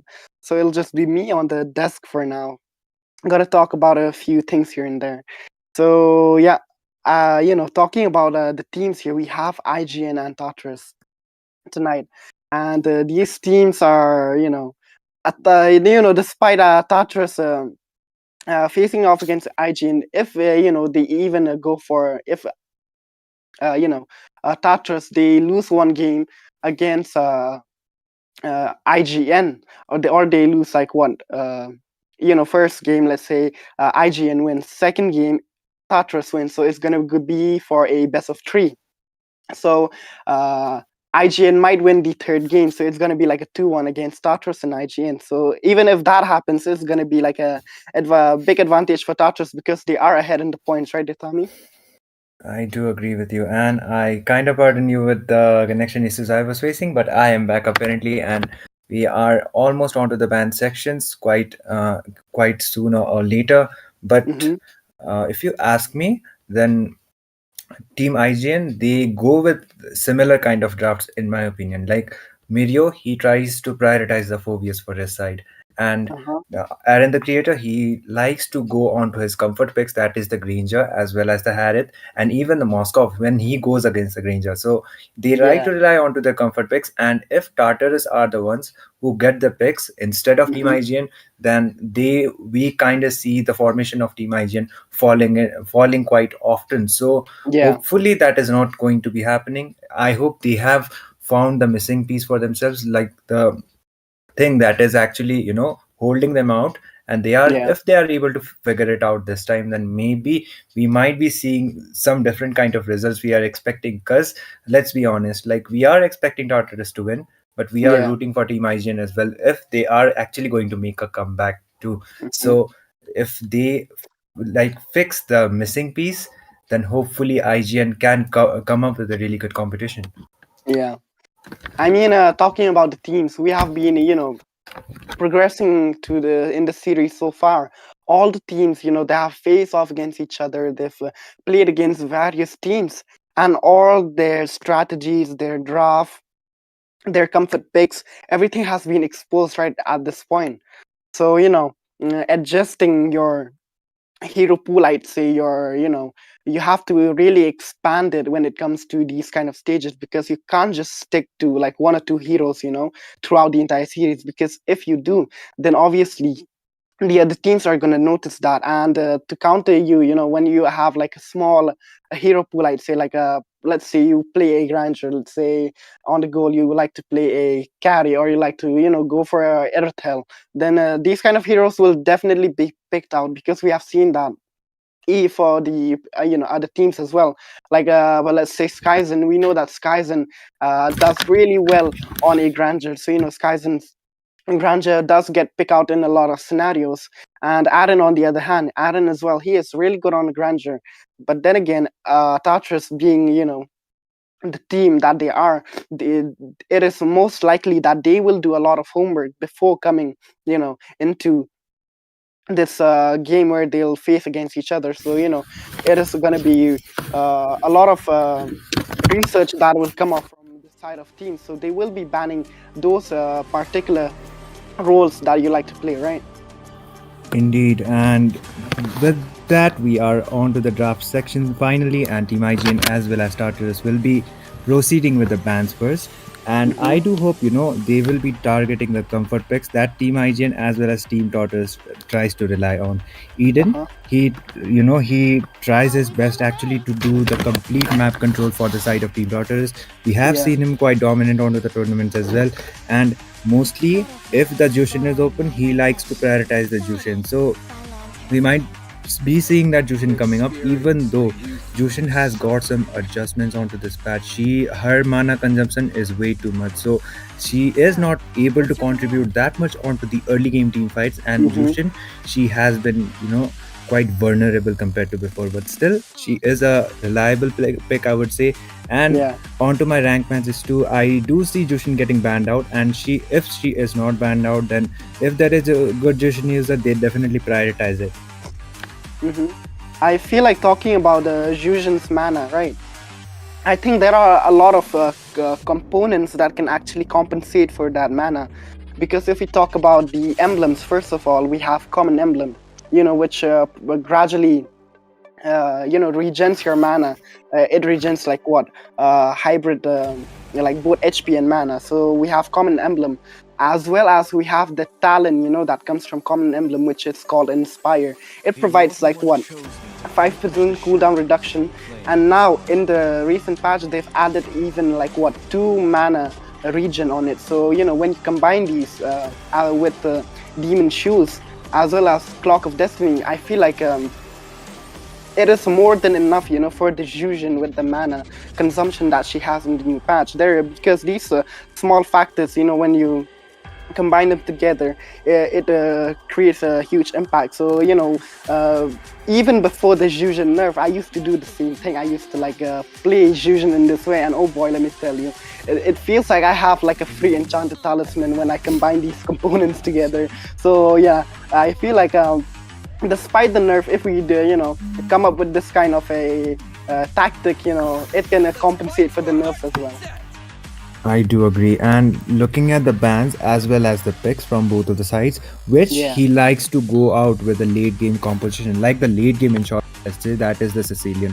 Onto the Yeah. early game phases, he is not that dominant. He will be requiring his stacks as well as the core items like the wishing lantern combined with the glowing wand as well Yeah. as the clock of destiny.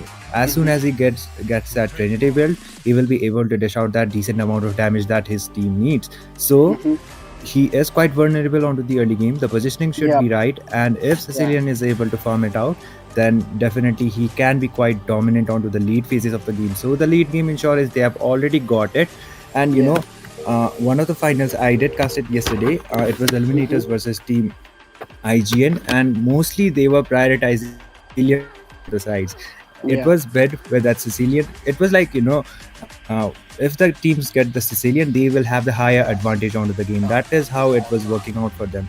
And Sicilian was giving them quite some free kind of wins, but still, at the end of the day, it is going to be that user how he is going to be using the hero. And looking at the other picks, as I mentioned, Mirio, he likes to go out with the Phobius, so he Yeah. has decided to go out with his comfort pick, followed by the Jawhead, which is coming up from Jawzin. The Harith as well as the Lucas and the Hylos is also quite justified kind of picks coming up from the side of Team Tartarus, because Yep. Kyle, he is really comfortable with the Harith.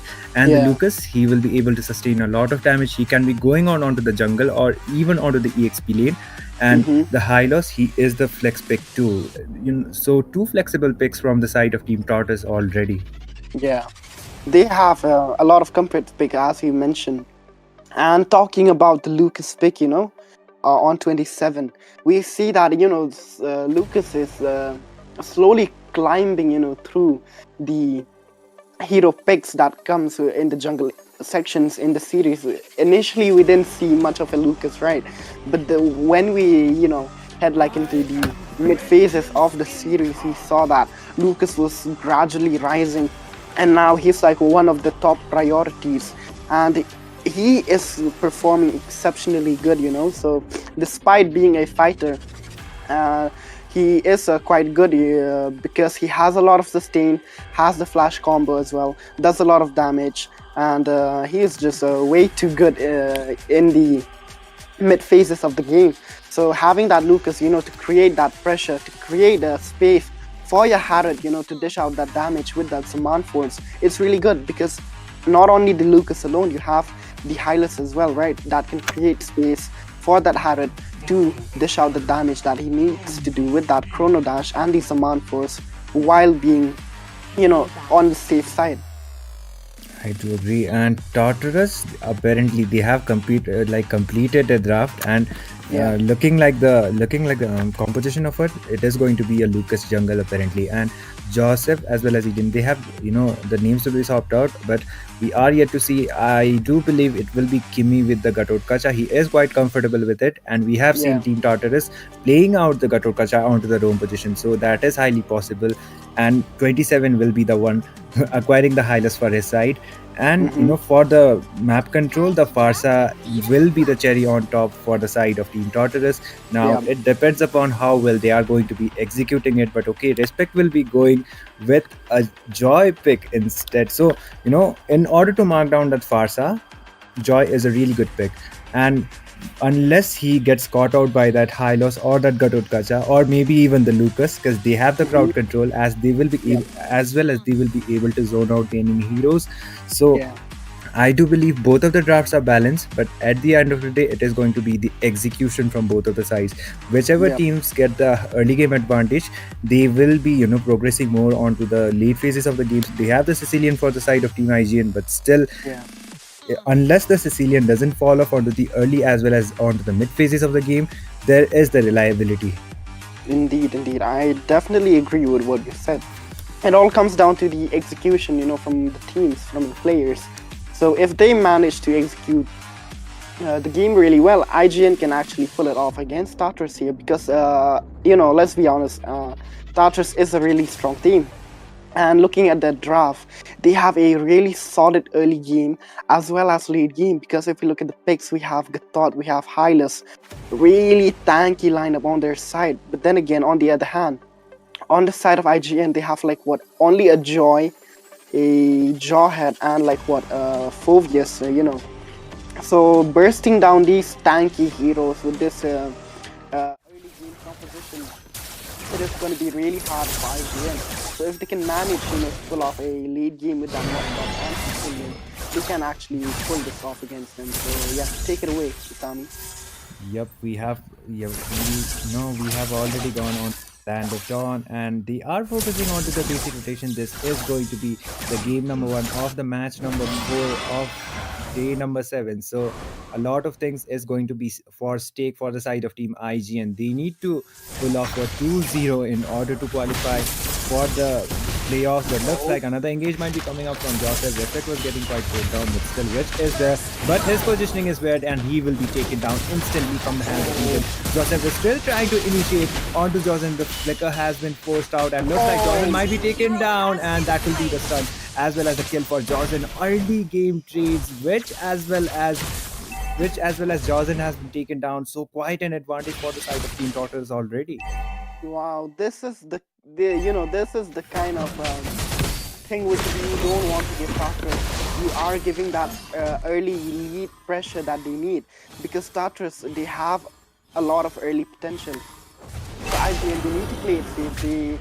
They have to play more safely, because they have a lot of early heroes, and if you let these early heroes build up that snowball, it is going to be really hard to make a comeback. And look at that, it seems like the Turtles fight is already skirmishing around here. Oh, it seems like Julius will be the one to get Chosen as well as Kimmy is able to find those, as well as the turtle being taken down from the side of Team Tartarus, which is quite low. He might be taken down next, and he falls down from the hands of 27. That will be a 3-4-0 trade, as well as the turtle going for the side of Team Tartarus. They are already onto the dominant paint. Looks like the Zabat force has been used out onto the top side. Aaron the Creator will be able to escape, but still the damage has been done. And for his lifesteal, he needs to hit out the minions. And Joseph, Eden as well as Kimmy, they are making sure they are trying to mark down the Creator, but still he will be able to recall it out. And looks like another initiation might be coming up, but they are playing it out quite safe. Whoa. IGN, they're like on 0 kills at the moment. It has been 2 minutes when IGN already scored 5 kills across the map. It's looking really solid for the side of Tartarus, and you look at the swap there. The OTG has been coming up from Kimmy. The taunt has been there, and the Creator has been taunted down, and he will be taken down from the hands of Kyle. A really good execution coming up from the side of Team Tartarus. Once again, the gold tower's gold has been gone down completely, and Team Tartarus having over 3k gold lead already, and it's only 3 minutes and 30 seconds onto the game. There comes another initiation. Leo is trying to do those infernal pursuits, but he might not be able to do so. That will be a killing spree for Joseph. They are still trying to initiate, and Hylos will be able to take the damage. Wilson might be the one taken down this time, and Team IGN have finally found the treasure, which will be able to get finally a kill as for the side of Team IGN. Wow, IGN are actually struggling with, as you said, the Sicilian will be weak in the early and mid phases of the game, so he needs that stack build-up, which he does for the late game. But then again, IGN, they're building so much pressure I mean, Tartarus. Oh my god, look at that Another Zaman force. initiation. The Zaman force has been used out. Respect is quite low as well. Oh, That will do it enough, Kyle. and looks like Kyle will be taken down for his out positioning. But still, the turtle will be taken down from the hands of Team Tartarus. We are able to secure it, and looks like Respect is quite low, so he should be retrieving it out as soon as he gets his orange. But still, Tartarus, they did their job. Even though Kyle was taken down out of the process, they did got their turtle, so it doesn't affect them that much because it's only been 5 minutes onto the game. The goal tower for the side of Team Tartarus hasn't even been touched, and for the side of Team IGN, the tower is already down. Oh. Okay, Feather Death Strike has also been used out. Johnson will be able to escape, but no burn damage coming up from the far side. Eden is able to secure another kill. AOTG has been used out, but still, Timmy won't be able to initiate. At least for now, the taunt has been coming up, but still IGN is quite struggling. The electrifying beats coming up from that Joy, but okay, the damage will still not be enough to take any one of this from the side of Team Tartarus down, and that will be a 1-for-0 trade. But the objective, in terms of the objective, Tartarus is way ahead right now. Yeah, objective wise, they are so ahead. They're getting all the turrets and they have got a turret. And the goal lead, it is just building. Look at that goal. They have like what 3.3k goal lead at the moment. And if you take a look at the items on the side of Tartarus, we see that Harren is going for the second item, which is what the Feather of Heaven. He has already built it. Oh, look at that! Oh my god! Oh my god, it seems like your Tartarus are absolutely shredding the IGN. They are going for a lot of services, but then again, Meteor will sustain with that Infernity, but then again, not able to sustain just yet. There's a Mantle walks up. Kyle from the back manages to take down Fusion as well as Witch. IGN, they are being absolutely shredded here from Tartarus, but then again, Tartarus here, just maintaining. The OTG has been coming up, and looks like Respect will be taken down. The taunt coming up from Kimmy was quite perfectly executed, and Respect will be taken down instantly. The third turtle is spawning, and looks like it might be another uncontested turtle for the side of Team Tartarus. And look at Joseph, he completed one of his core items, and he went with the Sky PSS. He is confident he will be getting those kills, and looks like another initiative might be coming up. Joseph with the ejector, and but still was able to get the kill, but he will be taken down on the process from the hands of his Jocelyn is quite poked out. The taunt has been coming up from the Gator Kacha. The man force as well as the Chrono Dash being used out. Harris is able to get a kill, and Moskov comes up with the SOT. This time Respect is able to find a double for this side. Team Tartarus lose 3 of their members, but still they got a turtle, and Team IGN, they did lost 2 of their members, but I do believe that still won't be enough unless they come up with a potential wipeout. Oh my god. IGN, they need, to take a step back and just focus on the farming because they are so behind. They are like what 4k gold behind, as well as on the objective. They are like what they've already lost 2 turrets from their side. They have lost the first third from the top and bot side, and IGN, they also need to. They need to build that Trinity on the Moskov on Aaron, because if he does not have the Trinity just yet, he can't dish out the damage. And IGN, they are so tanky, so they need that Trinity, to melt down these high HP heroes from the side of Tartarus. So they have to make sure that they have their hands on those items, as well as Sicilian, because he is like what he has only a glowing wand. It's not a okay. Another initiation will be coming up. Kimmy will be hitting the AOTG onto 2 people. Should be used out by Mayo. He is trying to sustain the damage, but it will be way too much. Look at that, Lucas. Oh my god. The blast coming up from him will be taking Wedge down instantly. That will be 3 members once again falling down from the side of Team IGN. It's only the 3 inhibitors as well as the 2 remaining. The Zaman force has been used out by Kyle, but still the damage won't be enough to actually take Jocelyn down. The Lord has already been spawned, and Joseph, he will be wasting no time. They will be focusing on to their objectives. That is a really good move coming up from the side of the daughter. Out by Aaron the Creator, he is trying to engage, but still looks like Tartarus will be able to secure that lot. That will be an uncontested lot for the side of Team Tartarus. All they gotta do is sink those lanes Yeah, and end this game as soon as possible, because at the end of the day, IGN still has the Sicilian. So, even though it yeah, won't completely rely on to that Sicilian, but still he is a late game hero. So better not to underestimate your opponent no matter what. yeah, definitely. Because if they underestimate that Sicilian, they might have to pay the price for that. But then again, Tartarus, it seems like they are aware that of the lead view potential that Sicilian has, so they are looking for the early push. But then again, here on the mid side, it seems like it is going to be a defense for now from the side of IGN, because they are managing to chunk down the entry of that lord. Then again, look at that. Oh, that is a creative has instantly been taken down. Zaman Force coming up from Kyle will be able to take down Mirio. It's only Josin, Witch, and Respect remaining for the side of Team IGN to defend the base. They might not be able to do so. The minions are there. Oh They are my god. looking onto the base, and Team Tartarus might be taking the game number one. They are able to do so. A complete domination coming up from the side of Team Tartarus. Victory! Man, it is looking so good for the side of Tartarus. But on the other hand, it is looking so bad for the side of IGN. They already lost a first game. If IGN they want to progress further into the series, they have to win 2 games. They have to win the second game as well as the third game. And if they don't win these 2 games, they will be disqualified, and it will be the end of their journey in this nerd tournament here that we have. So if they manage to pull off this second and third game, they might have a chance, right, Tami? Because they will be on pars when it comes to the points with Zohan. So they will have equal points with Zohan, and that will be the tiebreaker where they will face off against Zohan. And once they, fight off against Zohan, from there onward, it will be decided which team will be the one to progress. So yeah, if IG and they can manage to pull off 2 games after this first loss, they will go with the tiebreaker. But then, if not, it is going to be a end of a journey. I do agree. And, looking at the first game scenario, it is actually looking really tough for the side of Team IGN, considering how dominant Tartarus was onto this game. So, this will be a really, really tough game.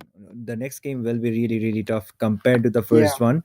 Eden was able to take down that MVP for the game, but I do believe every single one of them was the MVP for the side of Team Tartarus, because yeah, it was an absolute annihilation in my opinion. So they picked out the early game kind of heroes, early game kind of composition with them there, yeah, and the execution was absolutely perfect for the side of Team Tartarus. They were able to do so, and they got the first game for their side. And I gotta ask you once, what yeah. Team IGN needs to be doing in order to actually come up with a good match against Team Tartarus at this point. Well, the thing with Tartarus is that they are really versatile, with their roles. If you even target Tartarus, with their comfort picks, they can totally adapt to the draft, to the picks of the enemies. So, to face off against Tartarus, they need to pull up a very unique draft. They have to pull something which Tartarus has never seen. They need to come up with something new. And talking about the draft, we are already here in the second game, second draft phase. So, you know, if talking about IGN, like you asked me what they have to do, I say that they need to, make a balance between early game and late game heroes. They need to look at what Tartarus did in the previous game. They had the Lucas, they had the Gatot, they had a Hylas. Really solid early game heroes with a lot of crowd control as well. And on the other hand, they had what? They had the Harrod, and they had what? They had the Farsa as well. So, they are maintaining that balance between the early and late game. So they're not falling off in either phase of the game. And on the other hand, IGN, they had the joy. They had the what? They had the joy. They had the joy. Had not really good against composition like what? Lucas, Hylas, and that Gatot. So, they have to pull up a draft that can, win up in the late game as well as the early game. They have to maintain that balance because let's be honest, Moskov is really weak in the early phases of the game. Harrod will absolutely dominate when it comes to the laning phases once he reached that level 4 power spike. So yeah. Definitely. And I guess we are already onto the draft section. And Team Tartarus as well as Team IGN, they have already progressed it out. And I do believe they might be doing some target bans this time as well as they might not. Or maybe they might, as you said it once, they need to be balancing out onto the composition like you said. And if they pick out that early game kind of heroes, they need to make sure they execute it really well. Yeah. Because Tartarus, they lived up to their full potential. They picked out their early game heroes and they definitely made the full advantage of it. One thing is, what gave Team Tartarus that much of an advantage was before the 5 minute mark actually reached out, they were able Yeah. to take down that gold tower. So Yeah. if Tartarus comes up with that kind of domination once again, and Team IGN, they need to be focusing more onto the gold laner too. Aaron the Creator, he was all alone to be defending the gold tower, and he Yeah. was not able to do so, and that gave Team Tartarus that high of an advantage. So if that kind of consequences might be avoided, then we might be seeing some different results this time. But looking Yeah. at the bans, Team IGN, they have decided to ban out the Harith as well as the Lucas. So these Man. two heroes was picked out from the side of Team Yeah. Tartarus before, and they were absolutely dominant with those two. So understandable bans, I would say. Yeah, definitely a lot of respect bans. These same three heroes were picked in the previous game, and now all the three heroes have been banned. So that is like a lot of respect for Tartarus. They're banning a lot of heroes. Sir. And on the other hand, Tartarus, they're just going for a lot of potential roamers. Oh my god. I just noticed that they don't want to give Joseph his Fanny. So Yeah. respect will immediately lock in the Fanny. And this is a do or die situation for the side of Team IGN. So maybe Yeah. they are trying to risk it all. But Yeah. Fanny first pick, you gotta be really confident to do that. You might be facing out the Kufra too.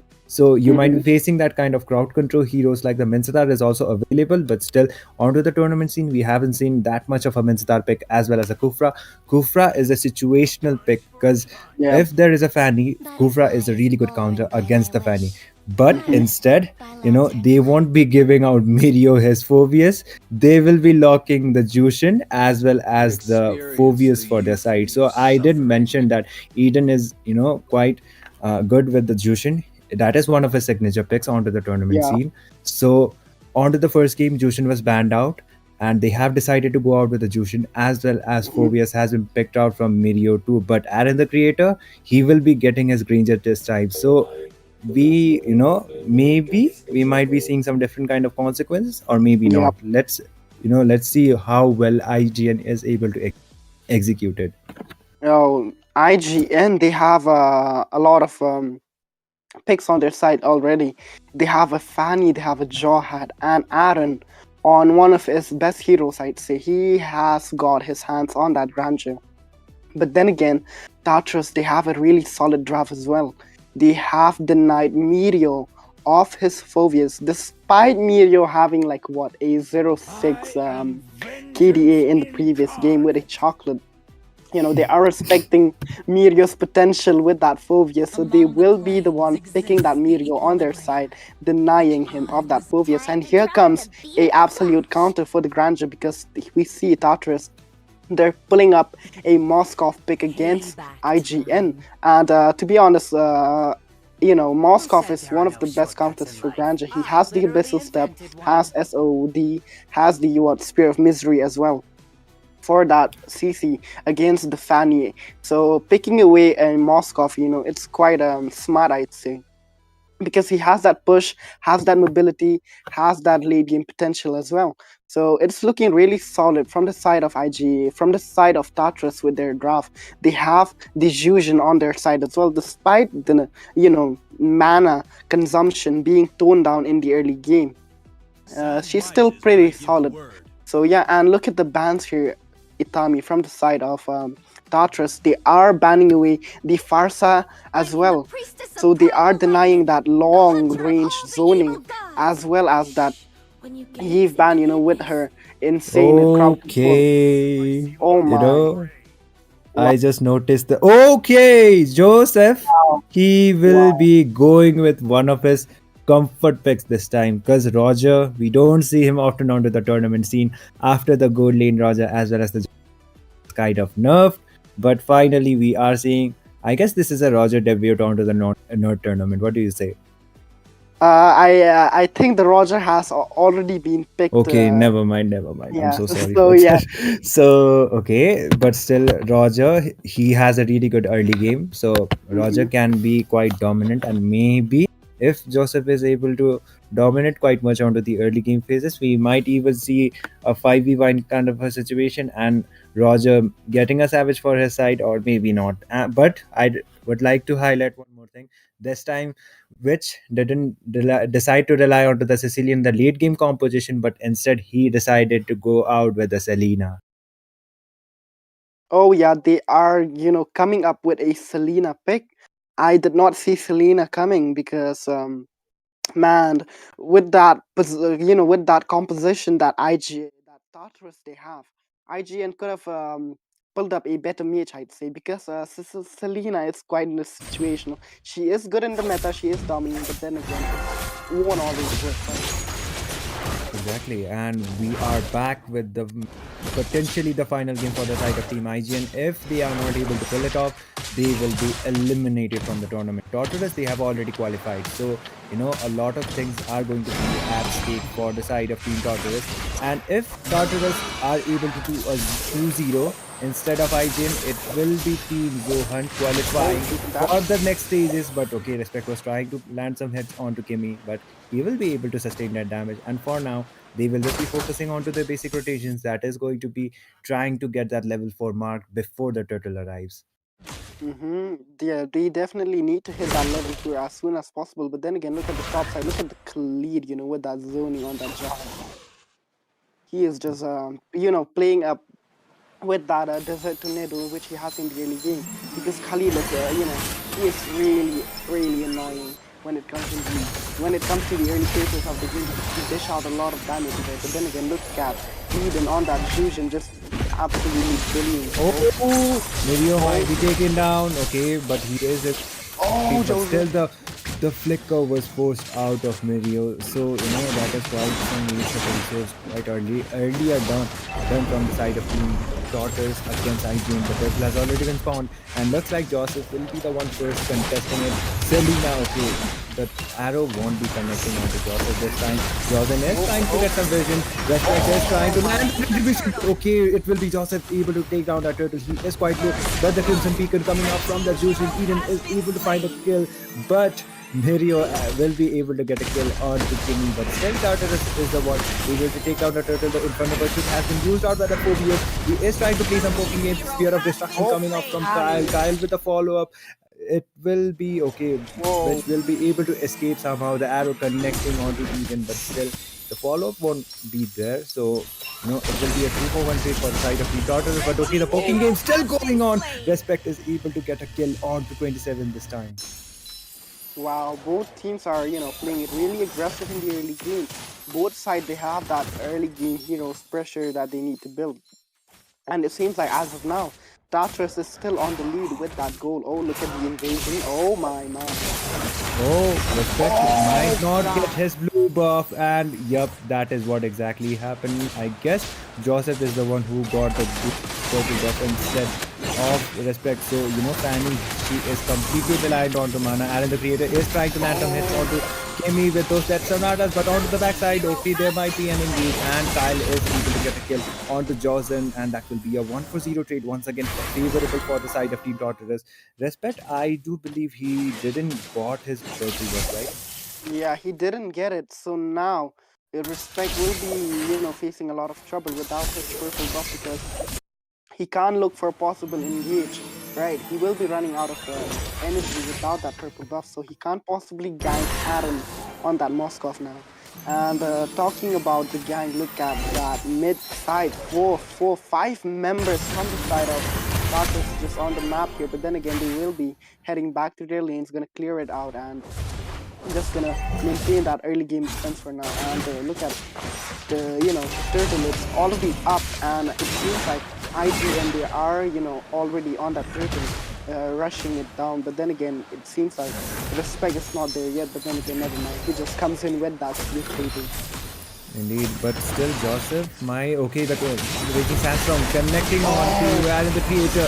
He will be able to use the flicker, but Witch will be taken down on the process from the hands of Joseph. Joseph is trying to engage once again. The Infernal Pursuit out control coming up from Phobius. Eden is able to get a kill, but Respect fights 27. Once again, a 2-for-1 trade favorable for the side of Team Tartarus. And Eden was trying to do that lantern flare play, but for that overextended, he will be end up losing his life.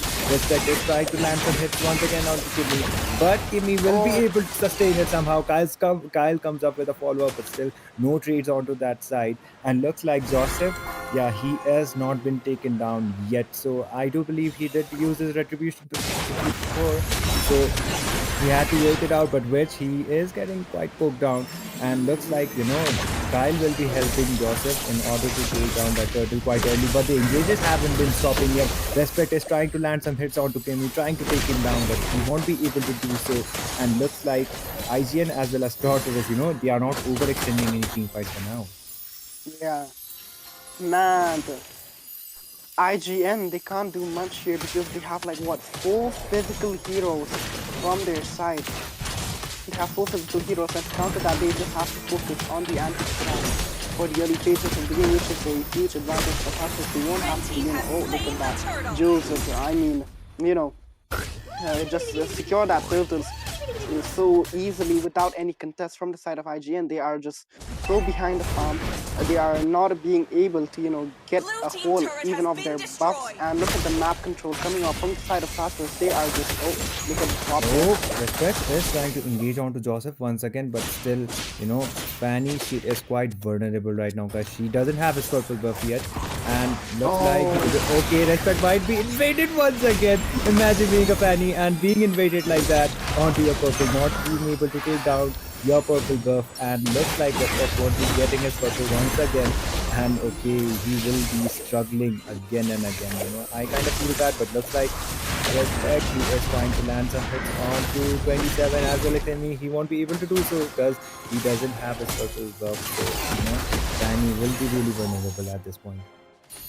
Man, the thing is, just look at the side of IGN. They're really struggling with their draw. The Selena pick was kind of off here. It's not working that well against Tartarus. And look at the Crimson Beacon being popped up there.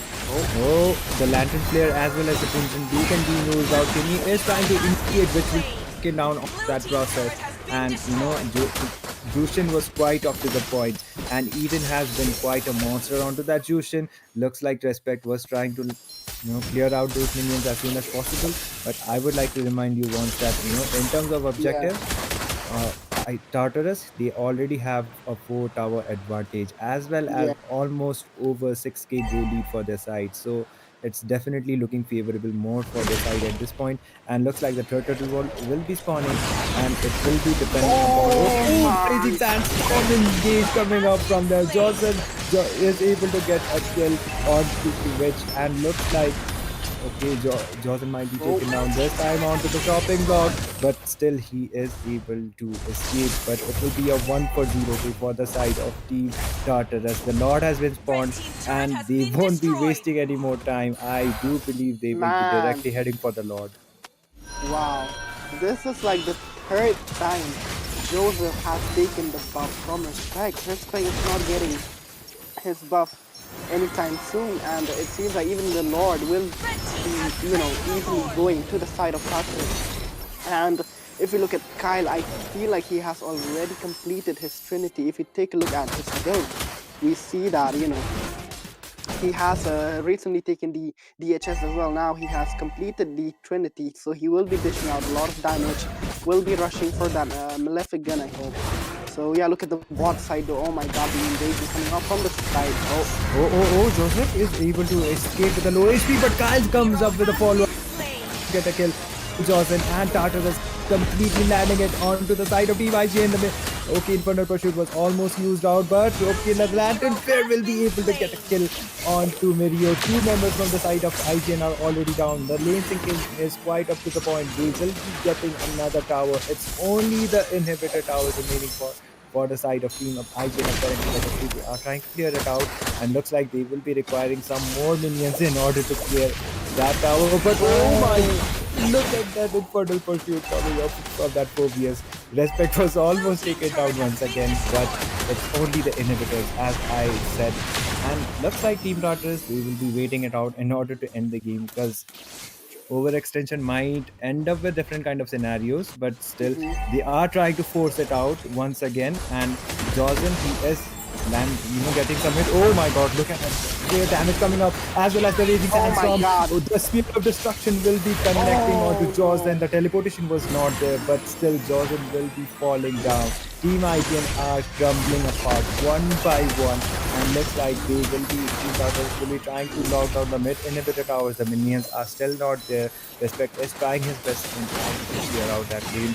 He is not able to do so, and it's not looking good for the side of Team IGN. But okay, this time Kimi will be taken down. Selina's arrow finally connects, and Kimi was not able to use his S2 in order to get those healings. Oh my But god.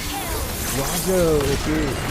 Joseph was able to get another kill. Respect is taken down. That will be a double for Joseph. He is trying to dive in and break down Hammer the Creator as well as Medio. It's only two members from the side of Team IGN remaining. Both of the towers will be taken down. The minions are still there. Aaron the Creator is landing up some hits. The crystal is wide open. Team Tartarus will be doing the complete wipe out, a complete sweep. They will be able to take down IGN, and IGN has been eliminated from the tournament once. Wow. IGN, they literally got massacred by Tartarus. Tartarus did not even let them have a chance to win a single game. And with that, we see that IGN will be disqualified from the series. So this will be the end. We have to say goodbye to Team IGN. But this is not the end, right, Itami? This is just the beginning. This is where, you start to build up, you start to learn, you start to grow. So this is like one of those opportunities that you get as a player, as a team, to showcase your talent. And IGN, they have definitely showed what they have up their sleeves. They have shown that they are good. So but good is always not enough. You need to be better, you need to be best. And that is what Tartarus they're showcasing. They are showcasing that they are better, they are one of the best, and they will be the one taking the victory. Indeed, and you summed it up quite perfectly. And yep, I do agree with you on to most of the points. It is not the complete end for the side of Team IGN, but for this tournament, they are eliminated. So Mhm. Tartarus, they already made their spot onto the top four, and they will be contesting for the semifinals. And instead of IGN, it will be Zohan. Yep. If it was a tiebreaker, then it would have been a tiebreaker match between Team IGN Yeah. and Zohan, but it was a complete sweep. So they gotta give it a thanks for the side of Team IGN. Zohunt might be quite favorable for them, or maybe not. Yeah. Zohunt Yeah. will be the one qualifying instead of Team IGN, and they will be making the way onto the top four. But in Team IGN, they will be eliminated from the tournament. They did came up, they did try their best, but I do believe that was a complete massacre. What do you say? Yeah, it was a total massacre. I do feel bad for IGN because Tartarus, even if they lose, it won't cost them much. They are so ahead on the points. So if like Tartarus would have given IGN a little chance, a little hope, like to go for the tiebreaker against Zohan, that would have been really fun to see which team will be the one, from Zohan or IGN to be eliminated. So yeah, but then again, Tartarus, they just want to end the series as soon as possible. They're like, we're not gonna let IGN get one more game with Zohan. That was just gonna stretch the series, So we are looking for that win for that 50K prize pool. So they're like, let's end it, guys. Let's just complete this whatever we're doing. Indeed. And team, as we said, Team Tartarus will be the one qualifying with them. I guess it's Suns, Team Zohunt, and one more team. What is it? What it might be once? The fourth I team? think it was like a DNS. It was DNS. It was Peak. Yeah, Peak. As well. Yeah. Yep, Peak to Plummet, IGN, as well as Dads and Sons and Zohan. These four will be going off to the playoffs. The rest four, they will be eliminated for now. The league stage, we are done and dusted with the league stage, and we will be coming up with those playoffs for. So I guess that will be it for today's matches. Me as well as Vons will be signing up for now. And once it was great casting with you, and I hope we will be continuing casting on to the future matches as well.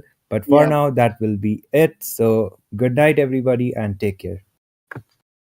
Hello players, are you from Northeast? If yes, we have a very exciting news for you. Wardroom Games is hosting the North East Underdog Tournament, where the top invited teams are going to be playing against the biggest underdogs. And the best part, guys, is the tournament format. Why? Because it's starting in a separate bracket and you get to fight with only the underdogs all the way to the finals. by participating in this tournament, you have the chance to win a share of the prize pool, which is 60,000 Indian rupees. So what are you waiting for, guys? Go and register ASAP because the slots are filling up really fast and you're gonna run out of slot if you don't register ASAP. For registration, you can check the link in the description of the Instagram bio of Wardroom Games. So do follow them and yeah, see you in the tournament and I will be casting too.